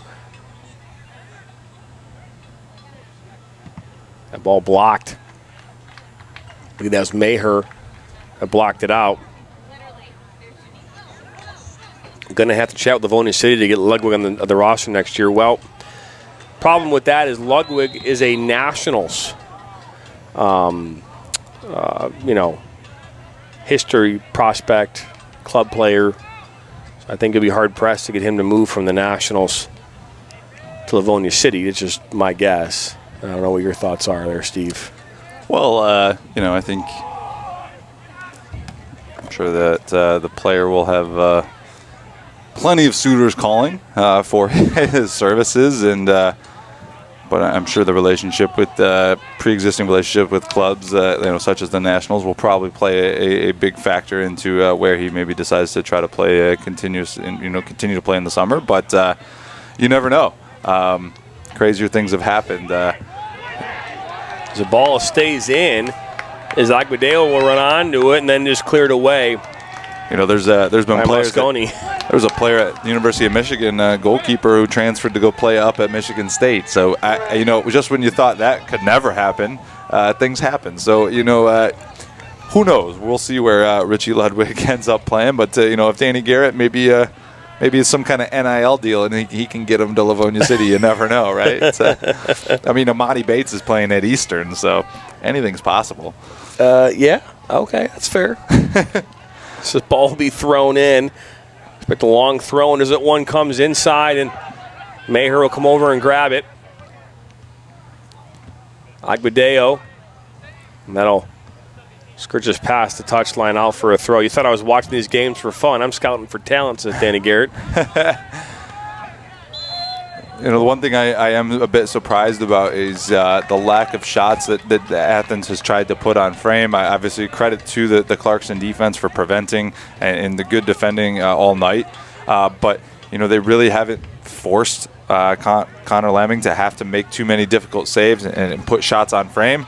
And, still plenty of time here with just over 26 minutes to go in this second half. But still plenty of time for Athens to get back in this game. This free kick is another place where I think the foul took place inside the box. I wasn't going to be the one to say it. There's a shot from Feinstein off the wall, deflects top of the 18. Right when he called it, and then the player was right out, I thought that the foul was very close, if not, again, inside the box. But apparently not. Yo, guys, what do you guys think of Detroit City FC? I think very highly of them. I think that this ball was intended there for Ratliff, cleared up. Feinstock. I think Detroit City's fantastic. I think what they've done, if you talk about how you can take a club that's grassroots from, the fields of Cass Tech to Hamtramck, and what they've been able to accomplish in their history is really nothing short of miraculous. I don't think it could ever be emulated ever again. It's just you look at it and say, these guys that decided to make this team happen here many years ago, if they didn't think about that, you didn't really think they were thinking professional here 12 years ago when they started this club 11 years ago? They were strictly just trying to keep the neighborhood league going and see what was possible. And their success so far in their first season in USL has been nothing short of remarkable. Obviously, they're still in a battle for the playoffs right now, trying to make those, what I believe is top 7 in each conference. Yep. To make that the playoff with the top seed getting a bye, and they're still in very good position to make that happen. They got a good result Saturday night down in Charleston, a 3-0 win. Trevor James has those guys playing at an elite level, but also believing that every time they go out on the pitch that they can win. There's a few local guys that are still on that squad that are shining bright with the City FC, and the other talent they have brought in has really complemented those players well. And so to see their success has been no surprise to the avid DCFC fan that goes to games. But I think people around the soccer community, John, I think really kind of had question marks about how they would perform in this first season at USL in a professional setting like that. But they've been very, very good so far. Because I think the thought was that this team was not going to, they're going to be probably more in the bottom third, of the league. And the fact that with 8 games to play, they're in the playoff hunt and have a chance to maybe possibly have a home game if they were to win a couple of games. So they're very impressive. But if you look at this ball will come in, and Graciasi is able to keep that one out, but gives the ball right away. They're also the only pro sports team that's in the playoffs right now. Well, that is true. They've won some national championships, and this is a shot from Roy was blocked. I think that looked like it might have been a shot. They are. They're a team that that has had success. They had success in Nisa. They had success before that. They've had success at every level. At every level. I believe every league they've been in, they've won some type of fall tournament or spring tournament, if that's the case, or playoff in which those different leagues sometimes had. If DCFC enters a league, that the way they attack and approach each thing is that they're going to go out there and win it, and they've done so. And having the rabid fan base and support like they have, I'm sure it helps. And so to see their success has been great. Definitely a little bit shocking, even to those of us who are, in and around the team all the time and see them play on a regular basis. Just because, understanding that level to jump to professional sometimes is a bit steeper than some people realize. But again, I think the club has done a great job, and so it's been fun to be able to watch a bit of a higher level, on a night in, night out basis down at Keyworth. Great defensive play there from Cole Cooper, who ended up on the track a little bit after that slide tackle. As this game is starting to open up a little bit now. We're seeing Ludwig looking for Naimi to get forward more. You can hear it from here. Got some ominous clouds in the background. Those clouds are not storm clouds. It's Agudeo. Oh, what a great ball there. Puts his ball far post, and I believe that was for Ramirez. That was intended for at that far post, but it's a great question. Detroit City FC is a team that if you could find a way to take the ingredients and all the things that they were able to accomplish over these last 10 years, put it into a mixing bowl and take it to any other team around the country, that would be the recipe you'd want to be able to build a program off of. Because it comes down to a fan base. People always say, well, how do you grow your team? It's got to be through a fan base. And with the Northern Guard and what they do and how passionate they are, that is what makes up Detroit City FC. You have to have a strong fan base, Steve, and they do. I mean, filling the seats with 7,000 fans almost every game, a home game, and that right there alone is what makes Detroit City FC one of the strongest teams here in Michigan. And across the country at that level. And I think, to a point of how organic it all was and still is. Not saying they don't, push advertising for the club. Of course they do, and always. But it started out as those, the supporter staff, the Northern Guard, very organically of just people who love the game, and that's the best part. Is you find people of all walks of life that either come to the games and. We're we have a foul there in midfield. As, Izzo. It was like it was Luke Izzo. Looks a little worse than it probably was. He just got a little bit spun around as he got held up by the hip, but Clarkson will gladly take the free kick. They will, as this ball played in, and Delcat comes away. That was a weird way. It kind of bounced to his feet like that, but Delcat now cuts it inside. Good move from him. A little heavy touch there as that'll be cleared away by Wisser. Good possession there from Delcat to understand he had the pace, he had the space in front of him to try to break those lines and create. Unfortunately for him, he lost it as Wisser comes over with a good tackle. But Athens will keep possession here as a throw-in comes from the near side. And I honestly do think, too, that Detroit City is just as youthful as it is in its history, as young as it's in its history. I think that as they are around for more time, the importance that they will have in the pro community here in Michigan will drastically change. When you say, like, hey, they're the only sports team in Michigan that's been in the playoffs, I don't know if that really resonates with people in this area as it should. As look at here come the Red Hawks. That's Izzo cuts it back. I don't know if you agree with me on that, Steve, but I feel like Detroit City isn't looked upon in that same tier as the other four major sports here in Michigan. There's a shot there. It's coming from distance. That's Watkins that was taking that shot, but they're going to give him a free kick here about 23 yards away or so from goal.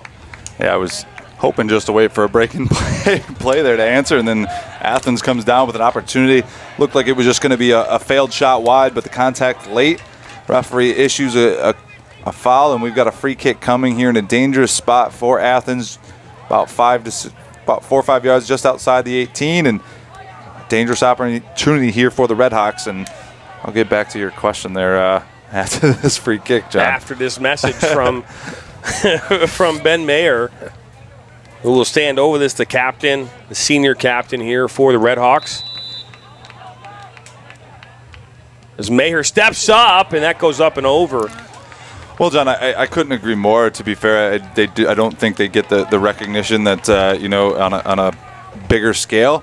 You did see them start to get a little bit more local news publicity when they beat Louisville City in the was it Louisville? Columbus Crew here in the U.S. Open Cup. You had Channel 7, Channel 2, Channel 4 all doing news reports the next day, being down there at the game. Whose ball comes in the mix. Wow, Mayer went flying up there, and he is still down.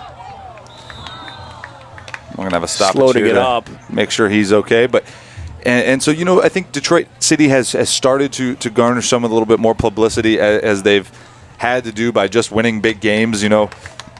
Even their success on the field, gets mentioned from time to time by our news outlets, but not on a consistent basis. And I think the biggest thing is that we just don't have as many people, that are local sports fans that have an interest in the game of soccer, and let alone at the USL level. They may not even understand what USL is. They understand maybe what MLS is, but maybe they don't. And it's not to say there aren't soccer fans within the state, but when you start to look at the percentages of the breakdown of it, of course, football, basketball, hockey, and baseball are going to dominate those other. But if you're going on pure numbers and success on the field, no team in Metro Detroit has had a better last 10 years than Detroit City FC. A yellow card was just issued. I'm not sure to which player. Was it to a coach? No, nope. It was number 23, Sebi Roy. Sebi Roy gets a yellow card here. Obviously, I'm assuming that's a yellow card for dissent as well. We've seen two of those now tonight, one from each side. Yeah, Steve, I think when you talk about this, and it's the same thing that's, when you talk about, because when we were having these conversations about covering soccer here in Michigan, a lot of people are like, hey, well, what about the west side of the state? When we talked about the rankings, there's going to be some teams on the west side of the state, like East Kentwood, for example, out there that, Hudsonville Christian is always a really good team out on that side of the state, right? They don't get a lot of love, and it's not because they don't. Oh, that's a tackle right there, and we're going to see a foul. That was a rough one right there, but that was number 6, Cole Cooper on the tackle. Yeah, but sometimes it's like they feel like they're forgotten, and we can understand that. And soccer is growing in popularity across this country. It's been seeing a resurgence. It's still the fastest growing sport in the country based on numbers and probably more based on accessibility nowadays in regards to coaching and whatnot. As Maher will put this one back and he'll shoot from distance and off the upright. What a rocket that was. That one definitely hit the football upright. I think we can confirm that one. But another shot from distance, another opportunity. Just 15 minutes to go here in the second half, but Athens by no means is giving up and still driving to find that equalizer. Still plenty of time left to try to find a way back into this game. I mean, Maher with a dime off that football upright, man. Just a little lower. That thing's going to go in. Lamming was not expecting that shot at all. It would have been a hard one to save if it was on target. As the flag will go up now here on this near side for player there in an offside position. This Owl has been putting in comments in regards to his MLS team. One which was proposed to be at the former Pontiac Silverton, one proposed Soccer Pacific Stadium, and another one at Ford Field. The MLS thing, unfortunately, that comes down to funding. I think the biggest deal right now in the United States when it comes to soccer and progression is funds, having the finances. And having an infrastructure in place that's going to allow the team to be successful for a long period of time. And that's really been the reason is the downfall. I was going to say that's the biggest thing that a lot of the average fan or sports fan doesn't understand sometimes is what the entry costs for these leagues are. Even DCFC to be in the USL, it's very costly. So the upfront fees, even the initial fees just to start a team in the MLS and to do those types of things are very steep, and they're not always exactly statistics and numbers that get out there to the public all the time. I mean, there's stuff that you can find online and see these numbers, but sometimes those are the things that really deter some clubs from really trying to make those pushes because financially it's just not a sustainable model.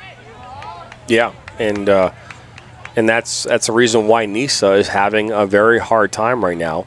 That's a league that I think a lot of people, pundits included, would say that might not be here in a number of years, just because the clubs that are part of that league are struggling to make it to the field to cover their games. So this is ball played in after another free kick here for the Red Hawks. Maher goes up, Trader goes down. Now Ludwig will have it. Looks to play it out wide and just out of touch there, intended for Tyler Niemi. Aguadeo. Now Wisser. That ball's now it goes into Cooper and dispossessed and intercepted by the Red Hawks. Some nifty footwork there on the far side. So that was Shoya.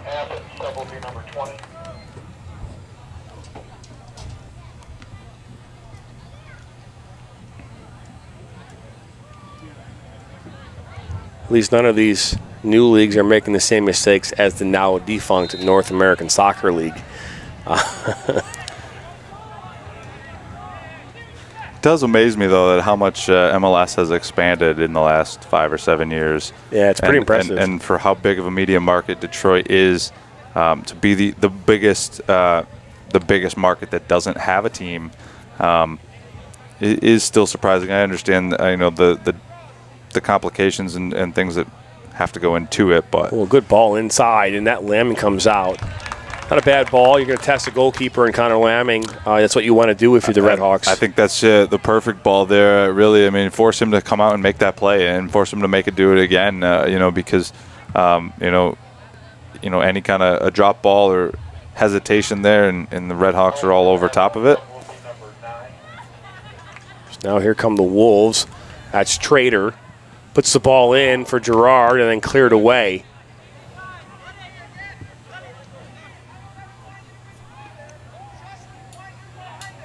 So 11 minutes to play here in this one. It's 3-2 in favor of the Clarkston Wolves, scoring a goal just a few minutes here. It was actually in the 51st minute.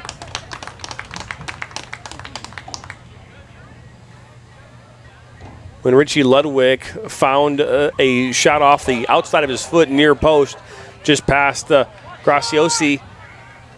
And that's where things stand here right now. It's another corner kick coming up here for the Wolves right now. Ball's played in, and it's going to go far post and over everyone. And unable to keep it on the pitch, as will be a Red Hawk throw-in. And we'll see some subs coming in now. Into the game for Troy Athens. Number 19, Dario Cadu. I apologize, number 9, Miguel Ramirez. And number 20, Alex Marine. In for Clarkston, number 23, Sebi Roy. So Sebi Roy now back on after the yellow card. Sebi's been quiet since the first few minutes of this game. It seems as though the Red Hawks have been able to find a way to keep him at bay. Ludwig, on the other hand, still been very dangerous throughout this match. Yeah, they found each other numerous times and occasions tonight in build-up play, and really those two are the key cogs to making this Clarkston Wolves team go. The Red Hawks here looking to make some magic happen here with under 10 to play here in this second half.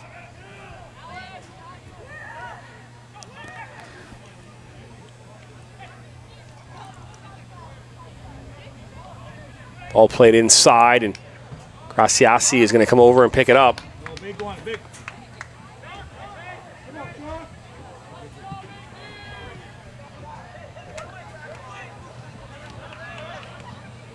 So now here comes Ludwig.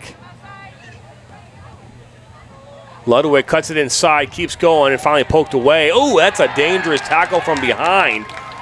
Is now Sebi Roy with a cut back and looks to take a shot, and Graciasi dives to his left to keep this 3-2.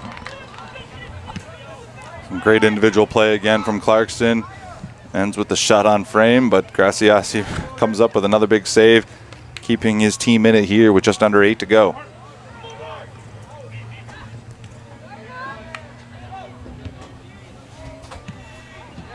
As Cooper, and Cooper will make contact there with Watkins.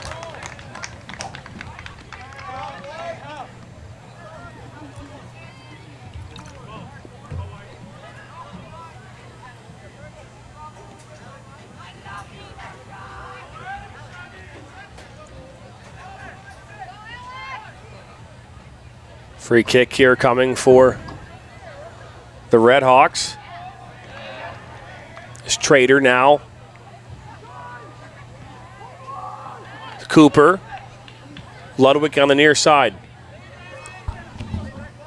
Oh, ball in back into Ludwig. Puts it top of the 18. A good slide tackle.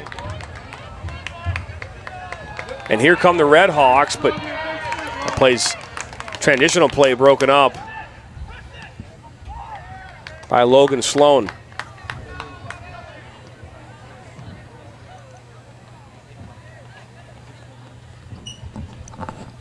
So 7 minutes to play, Steve, and the Red Hawks find themselves down here down by a goal that came off the foot of Richie Ludwig in the 51st. Is Trader now looks to cut it back, and shot near post goes wide.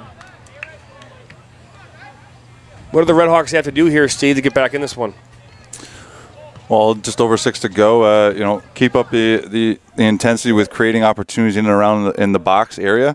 They were able to create a couple free kicks in some dangerous spots early and throughout the second half. So they continue that. There's still more opportunities to be had, and potentially still get another one in and tie this thing back up.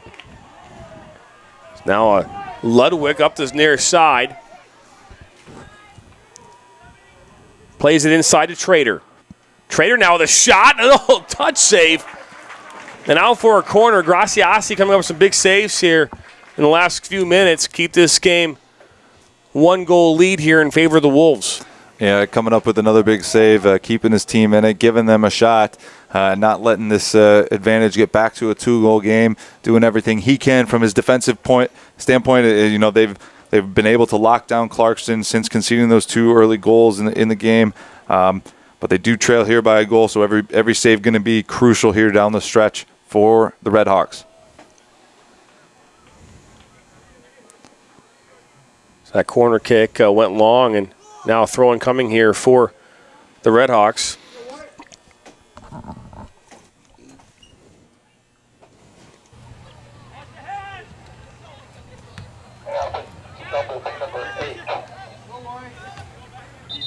So we'll see some subs coming in here. So, Steve, based on this, who would you call up here right now for both teams?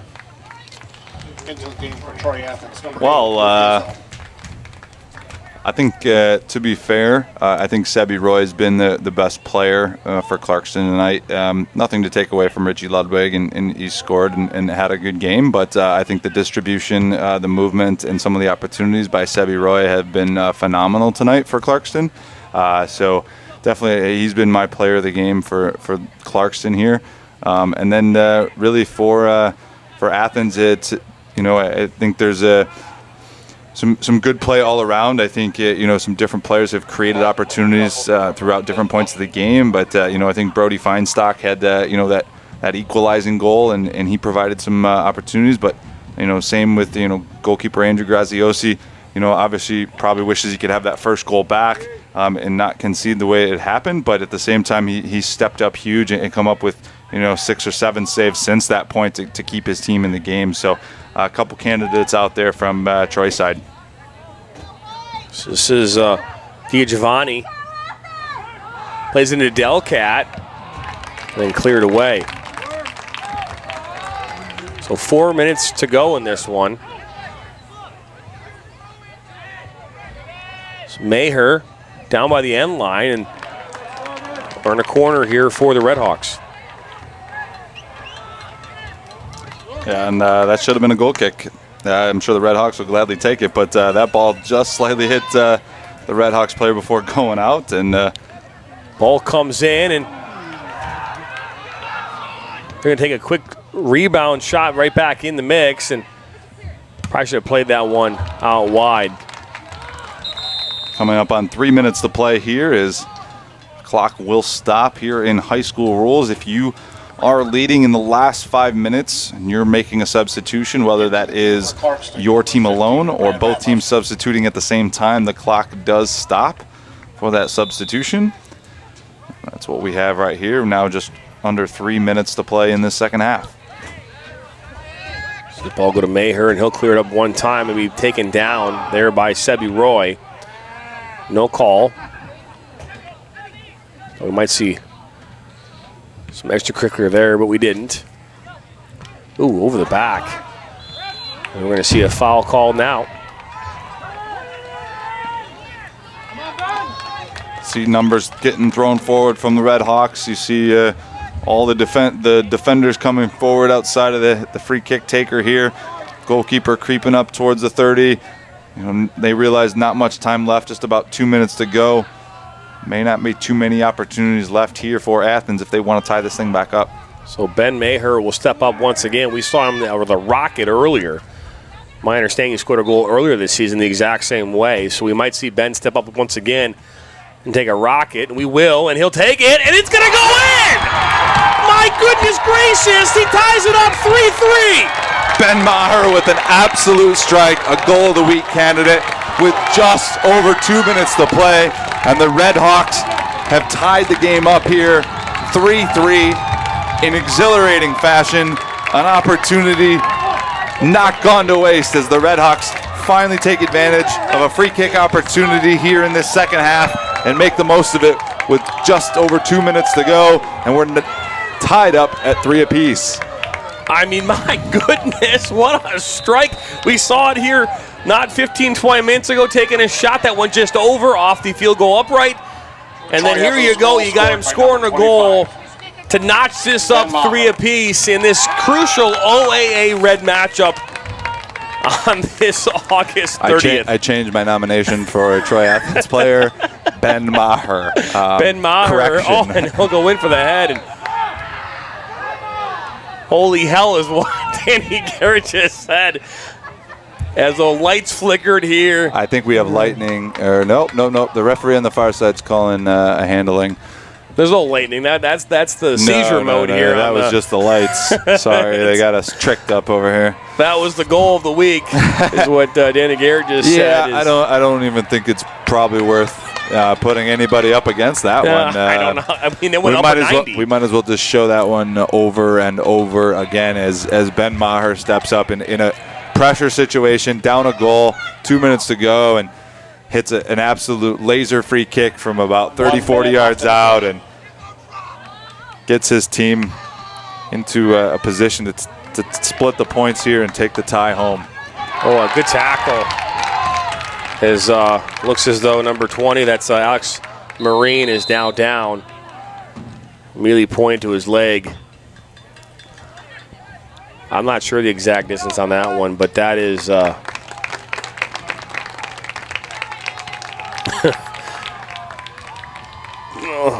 all the way from Mackinac Island to Troy, Michigan, and we see some rockets being scored here on this Tuesday evening. Well, this game has been anything short with fireworks. It's been filled with some good goals, some aware play, some just some well-placed goals, some great finishes. We had an outside of the foot strike from Richie Ludwig going near post, which may not have looked the best initially, but it was an absolutely beautiful strike that kind of maybe goes unnoticed. And then we have a long-distance goal from Brody Feinstock on what probably was an intended cross, but ends up in the far bar upper 90 to tie the game at 2. And then even more fireworks here late as Ben Mayer wastes no time and hits the free kick from distance. Is going to be called for the dangerous play. So it's indirect free kick. 20 seconds to go. Yeah, they late moment theatrics here for the Clarkston Wolves. Just as we thought we'd seen it all. I know. Maybe how comes Graciasi? It's a punch on it. And Gerard. 10, 9, 8, 7, 6, 5. Oh, look at this. There's an opportunity near post. 2. Graciasi will come away, and that will conclude this game. My goodness, Steve. I was going to say, if this game did any more theatrics, I'm not sure if I would probably retired. I don't know how much more you could do in a game like this. Yeah, I mean, everything we could ask for, a collection of great goals, some up and down action, some really exciting play out of the get-go from each half. I think both sides would be happy that they were able to split a point. I'm sure Clarkson probably not as happy conceding having a 2-goal lead and giving it back and then taking the 3-goal or the 3-2 advantage and then conceding again. But a hard-fought battle, and in a game when you had to play a backup goalkeeper, not always the easiest. But they were still able to split the points here. And for Athens, they just kept battling. They didn't quit. They go 2-0 down early. They battled back, make it 2-2. They go down 3-2. And they didn't stop fighting, even with 2 minutes to go, as Ben Mayer steps up and hits a wonder strike. And that's where we sit at 3-3. Wonderful game and an exciting match here in the OAA Red. That it was. Don't go anywhere. We'll have post-game coverage coming up here on the Michigan Soccer Network. You were just watching high school soccer, OAA Red matchup. Game finished 3-3 here. Athens Redhawks 3, Clarkston Wolves 3. We'll be back here on the other side of the break.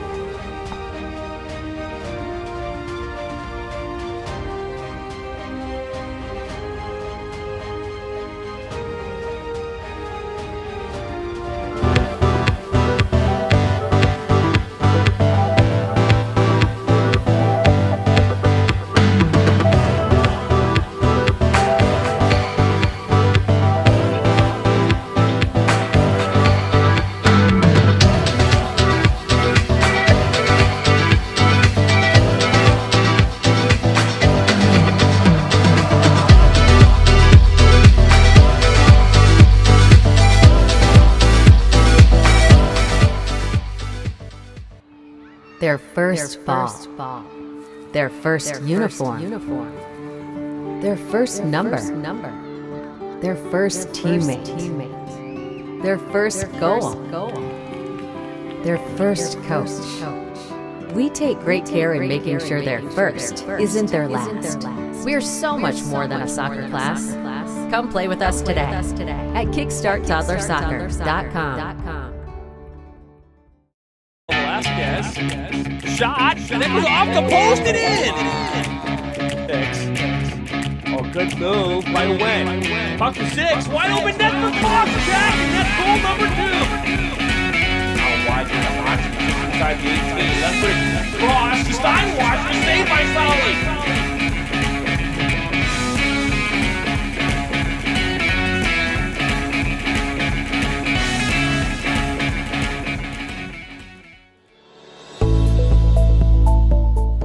Granite City Food and Brewery has 2 Michigan locations in Troy and Northville. Serves made-from-scratch food, brews in-house beer, and even has brunch every Sunday from 9 a.m. to 2 p.m. To learn more about their daily specials or to book a private party, visit gcfb.com. Make sure you head over to Granite City in Northville at the corner of 7 Mile and Haggerty, or the Troy location at 16 Mile and I-75. In life, things aren't scripted. If you're an athlete, we need people like you and translate those skills to officiate. You can get a lot out of it. It happens in every town, in every game. We never have a perfect game, but the rewards always outweigh the negativities.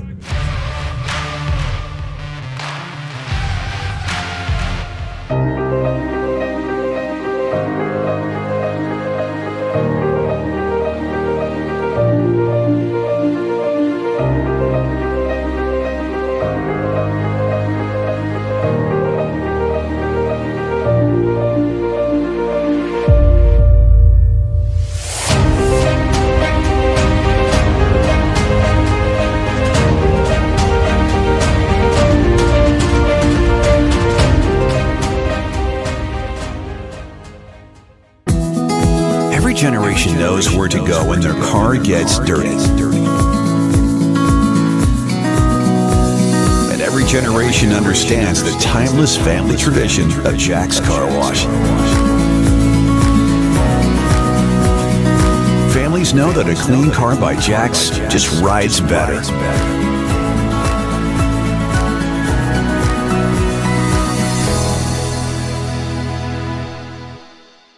I watch soccer on the Michigan Soccer Network. I watch soccer on Michigan Soccer Network. لا تنسون تتابعونا على Michigan Soccer Network. I watch soccer on Michigan Soccer Network. I like to watch soccer on Michigan Soccer Network. I watch soccer on Michigan Soccer Network. Me gusta mirar fútbol en Michigan Soccer Network. I watch soccer on Michigan Soccer Network. I love watching soccer on the Michigan Soccer Network.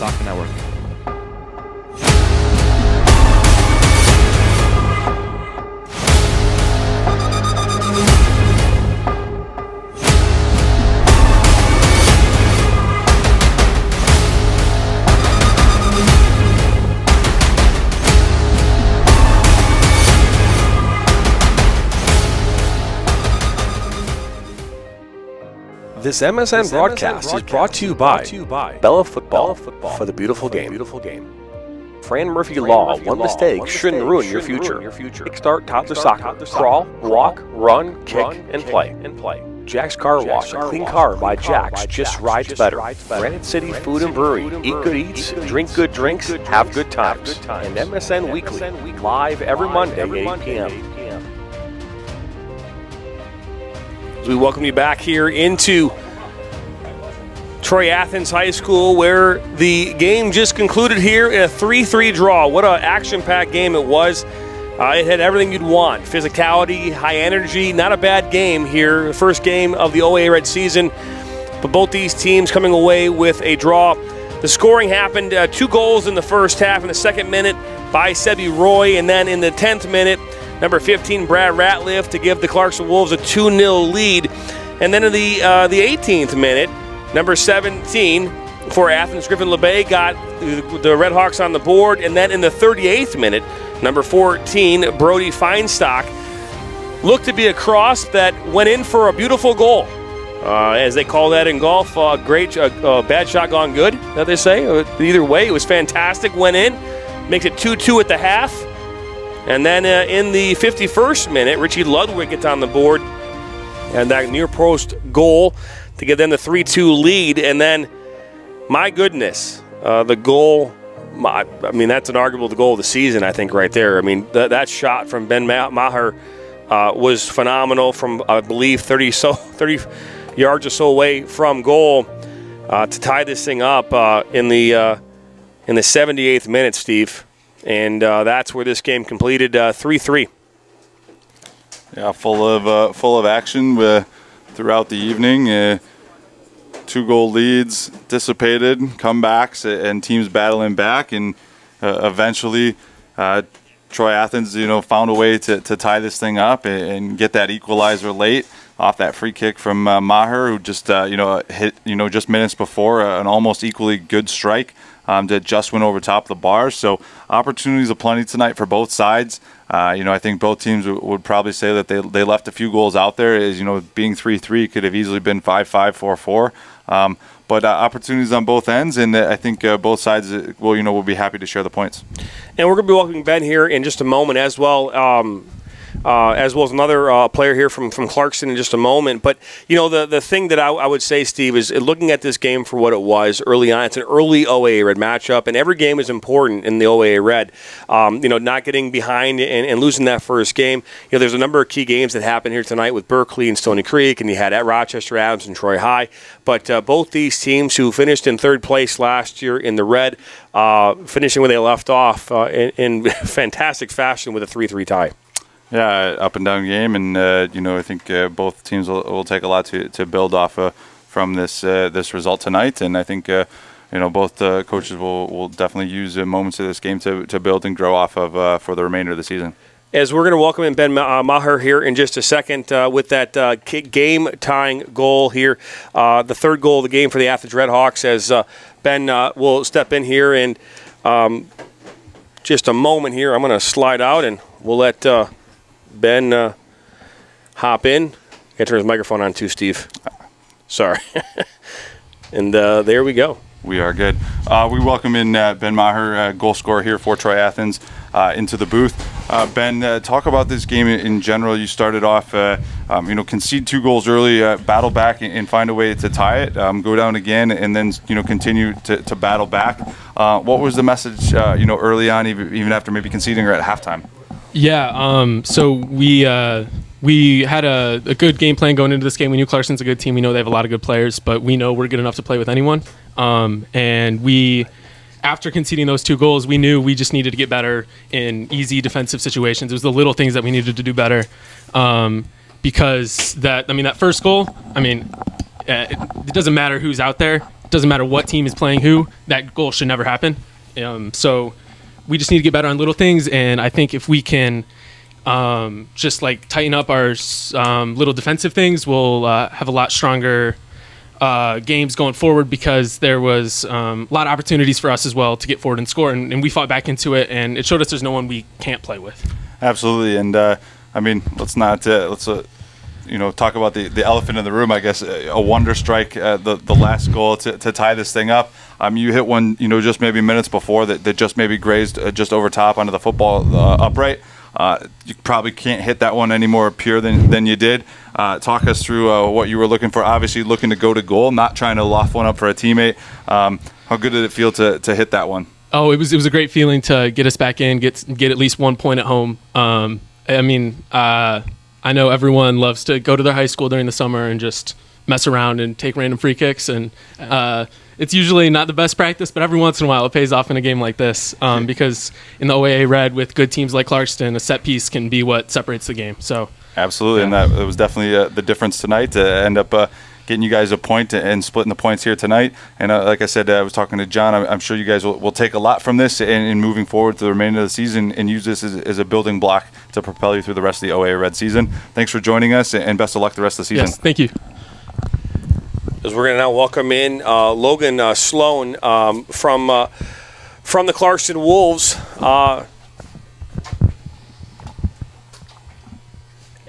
So Logan, we talk about this. You guys go up early here. Second-minute goal. That goal from Sebi Roy, fantastic awareness in that moment to be able to come away and put that one in. What was the pregame talk with Ian Jones here about coming into this match and how you guys started this game? Well, Troy Athens is always a great opponent, and we knew that coming in, so the thing was go, go, go. We had to come out strong, and that's what we did, and I think that helped a lot with us going and scoring first. And then you guys scored another goal about 8 minutes later. That one, it was scored by Theo Walker, and you guys go in, 2-0, up 2-0, and then Athens comes back with 2 goals of their own. But in the second half, what was the conversation with Ian Jones at halftime, and what did he tell you guys about how you guys are going to come out in that second half? Well, we thought both goals were preventable, so knowing that, we just had to keep up our defensive play and keep playing how we were. We definitely came out a little slower, I think, in the second half than we did in the first, but I think after the first 10-minute spell, we came out strong and were able to put another one away, which helped a lot. Richie Ludwig, special player, along with Sebi Roy. What's it like playing alongside a number of players on the squad that can really change the course of the game? It's awesome. Most of them I play with on my club team, too, so it's awesome. We have the good chemistry, and they're very reliable players that I know can change a game and put away goals like they did in big moments. Oh, fantastic. You guys had a fantastic game tonight. It was a great game to call for me and Steve and be a part of the Michigan Soccer Network. Logan, thank you very much for joining us here tonight, and we wish you guys the best of luck moving forward. I appreciate it. Have a good night. You as well. Thank you. Thank you. So, Steve, what again, a phenomenal game, and we want to say, obviously thank you to both Logan Sloan and Ben Maher on coming up here. And that's one thing that we kind of struggle and battle with right now is how do we get people in the press box with us when they're trying to leave the field, or keep them out. Or keep them out in some cases. But what a good game that this was, and hopefully you at home enjoyed it just as much as we did. Yeah, a game filled with action, and really can't write a better script than the one we had here tonight, and look forward to some more exciting action coming up on the network and the rest of the week. That we are. Like I said, tomorrow I got 3 games, Steve. 3 games out at Keyworth Stadium at 3 o'clock, 6 and 8, and then we're back at Brother Rice on Thursday as they take on Catholic Central, and then Friday 2 more games. I got a game on Saturday in Grand Rapids, 3 on Sunday, and then 3 again on Monday. So a busy week for me. Final score here, Athens Redhawks versus the Clarkston Wolves, 3-3. Again, the goal scored in the 18th and the 38th, the 2nd and the 10th minute. The Wolves went up 2-0, and then 2 unanswered goals in the 18th and the 38th by the Redhawks, tied it up 2-2 at the half. And then in the second half, 51st minute goal by Richie Ludwig, and then the game-tying goal, I would arguably say probably the goal of the season for Ben Maher in the 78th minute, and this is where this game ended. For all of us here at the Michigan Soccer Network, we want to thank you for joining us here tonight. Our production staff and Sam Fisher on camera, alongside my broadcast partner, Steve Besk. I'm Jonathan Turner. Once again, we wish you all a very happy Tuesday. The 53-man roster was set today for the Lions. It was set today for the Lions, so that's fun. We're excited. We're only a week or so away from Lions football, which has nothing to do with soccer. But nonetheless, have a great evening, and we'll see you next time here on the Michigan Soccer Network for more soccer.